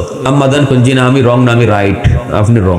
আল্লাহ রসুল কোন এক কাম করো, কে রাইট আর কে রং এটা আমরা একজন বিচারক নই। তুমি মোবাইল কের ম্যাডামে ফোন দিছেন, ম্যাডামে মনে কইতেছেন অজন্য বালা করিয়া, ঠিক না? বাড়ি থেকে তো মহিলারা কইতেছে এইবার ধরছই, আর খালি মনে যা টিল্লে ফাটাইতেছে ওয়াজও। তো একটু বেজাল লাগছে পরে আল্লাহ রাসূল কইন আয়েশা রং হইতেছে, কিন্তু আম্মা যখন আমি রং করতেছি না, আমি রাইট আছি, রাসূল কইতে বিচারক আনি একজন, কেটা রাইট আর কেটা রং, আম্মা তখন আনুন আপনার যারে মন চায় তারে। রাসূল কইতে না ইবাই না, দুজনে মিললেই ভালো, বিচারক তো দুইজনের পরামর্শ হইতেইব, কারে আনন্দ দেয়। আম্মাদান কইন আমি জানি না, আপনি যারে মন চান। রাসূল কইতে তোমার আব্বারে আনই, বউয়ে যদি জানে হৌরাইতেছে বিচার করার লাগে, আপনার মেয়ে যদি জানে বাপ হইতেছে বিচার করার লাগে, খুশি হইব না? হ্যাঁ কি কন? আল্লাহ রসুল কিন্তু খুশি করার লাগে ওই বিচারক আনতাছেন আম্মাদানের আব্বা, আম্মাদান আয়েশা সিদ্দিকা রাদিয়াল্লাহু তাআলা আনহা আব্বা কে জানেননি? ইয়া গজো হযরত আবু বকর সিদ্দিক রাদিয়াল্লাহু তাআলা আনহু, এটা জানা দরকার। তো এটা তো মুসলমানের বেসিক নলেজ। আমি তো আপনারে আমার মতো ওয়াজ করার লাগে কই না, কিন্তু মুসলমান হিসেবে যদ্দূর জানা দরকার এদ্দূর আমাদের জানতেই হতো, ঠিক না? ঢাকা ইউনিভার্সিটি পড়ো শহীদ উসমান হাদি ইসলাম সম্পর্কে কম জানতো? মাথা রাখে না, কম জানতো? সকল সাধারণ মৌলভী অদ্দূর জানতো না, শহীদ উসমান হাদি যদ্দূর জানতো। পড়তো তো ঢাকা ইউনিভার্সিটি। তো ইউনিভার্সিটিতে পড়া তো দোষ না, কলেজে পড়াও দোষ না, আমরা বলি না সব মাদ্রাসায় ভর্তি হয়ে যাও, কলেজে পড়ো, ভার্সিটিতে পড়ো, স্কুলে পড়ো, ডাক্তার হও, ইঞ্জিনিয়ার হও, প্রফেসর হও, পাইলট হও, সব যদি হাফেজ আর মুফতি হয়ে যায় ডাক্তার হবে কে? কিন্তু আমাদের কথা একটাই, তুমি যেখানেই থাকো সেখানে পড়ো, কিন্তু দিলের ভিতরে আল্লাহরে বসাও। আর তুমি যে মুসলমানের সন্তান এই কথাটা মনে রেখো। এজন্য মুসলমানই সাথে নিয়া যদ্দূর জানা তোমার দরকার, বেসিক নলেজ মুসলমান হিসেবে এদ্দূর জানতে হয়। রাসূল করিম সাল্লাল্লাহু আলাইহি ইসলামের সবচেয়ে বড় খলিফা আবু বকর করে সাজায় দিলে আমার ফুত, আর পেশাবটা করে দিলে ওই নাও তোমার ফুত। মা হইছে ইজাত, বাপ হইছে ইজাত। তখন এই অবস্থার ভিতরে যখন কইছে আম্মা কইছে না আব্বা হ, হে গান হইতে লাইছে। এখন হে মাফলার দিয়ে মুখ বান্ধিয়া এটার একাত দর্শন লইয়া যাইব গাটো, দুধের বাচ্চা এটারে লইছে 1 কিলো, আটকা গোয়াল গরসাইয়া দেখে এই সময় হয়ে গেছে সকাল 8টা না 9টা। এই অবস্থার মধ্যে গাই ফেরায় বেটে প্রতিদিন ফজরের পরে, এখন এই দুধের উলান ফাইটে যাবো। এই অবস্থায় গাই আর বাছুর রশি মশি সিরা দুধ খাওয়া শুরু করছে। এখন গাইও একদিকে দৌড়ে বাছুর লইয়া, আর হেও একদিকে 2 বাছুর কুলো লইয়া গাটো যায়। এখন এই অবস্থার মাঝে চুলাত আগুন দিব কোন সময়? 12টার সময় বেটির লাগি ভাত লিয়ে যাওয়ানোর কথা, বন্ধ গিয়া গাটো গিয়া কোন রকম পরিষ্কার কইরা গরুরে খুঁজতে আটকা গরির পাশে দেখে বেলা বাজে 12টা, ওখানে চুলাত আগুনই জ্বালাইছিল না। তাই বুঝিনি বেটি 12টার সময় যখন অপেক্ষা করে দেখে স্বামীর খবর নেই, 1টা বাজে তাও স্বামীর খবর নাই, 2টা বাজে তাও স্বামীর খবর নাই। তখনই বেটি কয় একটু যাই গিয়া দেখি কি তো হইছে হালত। বেটি আইছে বাড়ি, তাইয়া দেখে গরু একবার দৌড়ে, 2 বাচ্চায় খান্দে, আর বেটায় ঘরের উসরার মাঝে বইয়া তোতার মাঝে আত দিয়া এতিমের মতো বইয়া রইছে। বেটি গিয়া যেই খালি কইছে কি গো স্বামী কি হইছে? কয় বিবি গো মাফ চাই, তোমারটা তুমি করো, আমারটা আমারে দেও। এজন্য মনে রাখবেন, কোন কামই সহজ না, ঠিক কিনা জোরে কও? কোন কামই সহজ না। বিবির কামটা, মহিলাদের কামটা, ঘরের কামটা কিন্তু সহজ না। এজন্য আল্লাহ পাক রব্বুল আলামিন মহিলাদেরকে ভাগ করে দিয়েছে ঘরের কাম, পুরুষকে দিয়েছে বাইরের কাম। অতএব পুরুষ তুমি কখনো মনে কইরো না ঘরের কাম সহজ, আর নারীও মনে কইরো না বাহিরের কামটা সহজ। কারণ নারীর জন্য 10 তলা বিল্ডিং এ ওইটা রং দেওয়া এত সহজ না, 5 মুন্না বোঝা মাথায় লইয়া হাঁটা এত সহজ না, ঠিক কিনা জোরে কও? অতএব এই ভাগ করে দিছে, এই যে যার যার ক্ষেত্র ভাগ করে দিছেন কে? জোরে বলেন কে? যার জন্য যেটা মুনাসিব আল্লাহ ভাগ করে দিলেন। এই ভাগ বিষয়টা বুঝা যে স্বামী স্ত্রী যারা সংসার করবে, একজনে আরেকজনকে স্যাক্রিফাইস করে চলবে, কেউ কারো উপরে কোনো সন্দেহ করবে না, অগাধ ভালোবাসা বিশ্বাস নিয়ে যখন তারা সংসার করবে, আর ভরসা করবে কার উপর? জোরে বলেন কার উপর? সন্তান লালন পালন করতে গিয়ে হালাল হালাম খানা খাওয়াবে, হারাম খানা দিয়ে সন্তানকে লালন পালন করবে না। কোন স্ত্রী স্বামীর উপরে চাপ দিবে না, আমার অলংকার কিনা দাও, আমার ঈদে ঈদে শাড়ি কিনা দাও। স্বামীর যতটুকু তৌফিক আছে এতটুকু বুঝা তুমি আবদার করবা। অতিরিক্ত আবদার করতে গেলেই স্বামী হারাম পথ খুঁজবো, ঠিক না? সাধ্যের ভিতরে তুমি যদি আবদার করো, চেষ্টা করবো দেওয়ার। যদি সাধ্যের বাহিরে আবদার করো, তখনই সুদের ব্যবসা করার চেষ্টা করবে, মিথ্যা কথা বলার চেষ্টা করবে, মালিকের মাল চুরি করার চেষ্টা করবো, ঠিক না জোরে কও? সে হইল কর্মচারী, কিন্তু স্ত্রীর অনেক চাহিদা, সেই চাহিদা পূরণ করতে যাইয়া কর্মচারী হইয়া মালিকের মাল চুরি করতে শিখবো। এজন্য একজন স্ত্রী যদি চায় স্বামীর হালাল পথে চালাইতো, 100% সে পারে। আর একজন স্ত্রী যদি চায় স্বামীর হারাম পথে নিতে বাধ্য করতে পারে। এজন্যই ভাইরা বন্ধুরা মনে রাখবেন, আল্লাহ পাক বলেন যে স্বামী স্ত্রী দুজন আমি আল্লাহকে ডরায়া সংসার জীবন চালাবে, আমি আল্লাহ তাদের জন্য তাদের ঘরটারে দুনিয়ার জীবনে জান্নাতের টুকরা বানায়া দিব, পবিত্র জীবন উপহার দিব। হায়াতান তাইয়্যিবার কথা আল্লাহ বলছেন, ঘরটা হবে জান্নাতের টুকরা, ঘরটাই হবে তার বরকতি ঘর, ঘরটাই হবে তার রহমতের ঘর, এই ঘরটাই হবে তার জন্য শান্তির ঠিকানা, জীবনটা হবে সুন্দর। টাকার ভিতরে শান্তি নাই, শান্তি আল্লাহ পাক রব্বুল আলামিনের হাতে। টাকা দিয়ে শান্তি কিনুন যায়নি, জোরে খাও, জোরে খাও। টাকা দিয়ে যদি শান্তি কিনুন যাইতো, তাহলে কোটিপতিরা 10টা গমের বড়ি খাইয়া ঘুমানি লাগতো না, কোটিপতিরা 20টা ঘুমের ট্যাবলেট খাইয়া খালি 4টা লাগতো না। আর রিক্সাওয়ালা গাছের তলে আপ ফালাইয়া নাক ডাকাইয়া ঘুমাইতেছে। এই ঘুমের লাগি কোটি টাকার মালিকে 10টা বড়ি খায়, 2জন 4জন খাদিম খুদ্দামা রাখে আত্মি ভাইবার লাগি, ফাউটি ভাইবার লাগি, এরপরও ঘুম আয় না। তাহলে বোঝা গেল শান্তি কারা? তো জোরে খাও, জোরে খাও। আল্লাহ বলে মান আমিলা সালিহাম মিন যাকারিন আও উনসা ওয়া হুয়া মুমিন ফালানুহইয়ান্নাহু হায়াতান তাইয়্যিবা। এক নম্বর পুরস্কার হলো আমি আল্লাহ তোমার জীবনটারে পবিত্র জীবন, শান্তির জীবন আমি বানায় দিব। অতএব শান্তির জীবন যদি আমরা পেতে চাই, শান্তির সংসার পেতে চাই, মনে রাখবা স্বামী স্ত্রীর ভিতরে কিন্তু সুন্দর সম্পর্ক, স্বামী স্ত্রীর ভিতরে কিন্তু ভালোবাসার সম্পর্ক থাকতে হবে, এবং দুজন নামাজি দিনদার পর্দানিশীন হওয়া লাগবে। যেখানে স্ত্রী বেপর্দায় চলবো, এখানে স্বামীর সন্দেহ ডুববো, যেখানে স্ত্রী পর্দার ভিতরে চলবো, এখানে স্ত্রীর প্রতি স্বামীর মহব্বত বাড়বো, ঠিক না ভাই? বেপর্দা সন্দেহ বাড়ায়, আর পর্দা মহব্বত বাড়ায়, ঠিক না? তা স্বামী স্ত্রীর ভিতরে যখনই এরকম ভাবে মহব্বত আর ভালোবাসা বাড়বো, তখন ওই ঘরটারে আল্লাহ পাক রহমত আর বরকত দ্বারা ভরপুর করে দিব। সন্তানগুলাকে আল্লাহ তাদের আদর্শ সন্তান বানাবো। আর যদি স্বামী স্ত্রী ঝগড়া জটি ঘটে, তাহলে এই ঝগড়া আর গালাগালির যত খারাপ আসর আছে বাচ্চাদের উপরে পড়বে। আমি আপনি তো মনে করতেছি কই আমরা গালাগালি করে অসুবিধা, কিন্তু প্রত্যেকটা গালির আসর বাচ্চার উপরে পড়বো। যে ঘরের ভিতরে স্বামী স্ত্রীর ভিতরে মিল নাই, 100% এই বাচ্চারা কোনোদিন মেধাবী হবে না, এই বাচ্চা কোনোদিন তার ভবিষ্যৎ সুন্দর হবে না। কারণ স্বামী স্ত্রী অশান্তির সমস্ত খারাপ আসর বাচ্চা হলদের উপরে গিয়ে পড়ে। আপনি এখন লাখ লাখ টাকা ব্যয় করেন বাচ্চার তোলে, লাভ হইতো না। কারণ বাচ্চা ছোট হাল থেকে হুন্নি আইতেছে বাপের গালি, ছোট হাল থেকে হুন্নি আইতেছে মার গালি, আর এই মার গালি বাপের গালি হুনতে হুনতে তার ব্রেন নষ্ট, ব্রেন ঢিলা, যে ব্রেন নিয়ে এসেছিল, যে মানসিকতা নিয়ে এসেছিল, এটা ধ্বংস করে দিছে আমি বাপ মা। অতএব মনে রাখবা, মহব্বত থাকবে, সংসার সুন্দর হবে, আল্লাহ সন্তানকে আদর্শ সন্তান বানিয়ে দেবে। আল্লাহ আমাদের প্রত্যেককে যার যার সংসার যে যে অবস্থায় আছে আল্লাহ যেন করে সাজায় দিলে আমার ফুত, আর পেশাবটা করে দিলে ওই নাও তোমার ফুত। মা হইছে ইজাত, বাপ হইছে ইজাত। তখন এই অবস্থার ভিতরে যখন কইছে আম্মা কইছে না আব্বা হ, হে গান হইতে লাইছে। এখন হে মাফলার দিয়ে মুখ বান্ধিয়া এটার একাত্ত দর্শন লইয়ে যাইব গাটো, দুধের বাচ্চা এটারে লইছে 1 কিলো, আটকা গোয়াল গরস হয়ে দেখে এই সময় হয়ে গেছিল সকাল 8টা না 9টা। এই অবস্থার মধ্যে গাই ফেরায় বেটে প্রতিদিন ফজরের পরে। এখন এই দুধের উলান যেমন ফাইটে যাব, এই অবস্থায় গাই আর বাছুর রশি মশি সিরা দুধ খাওয়া শুরু করছে।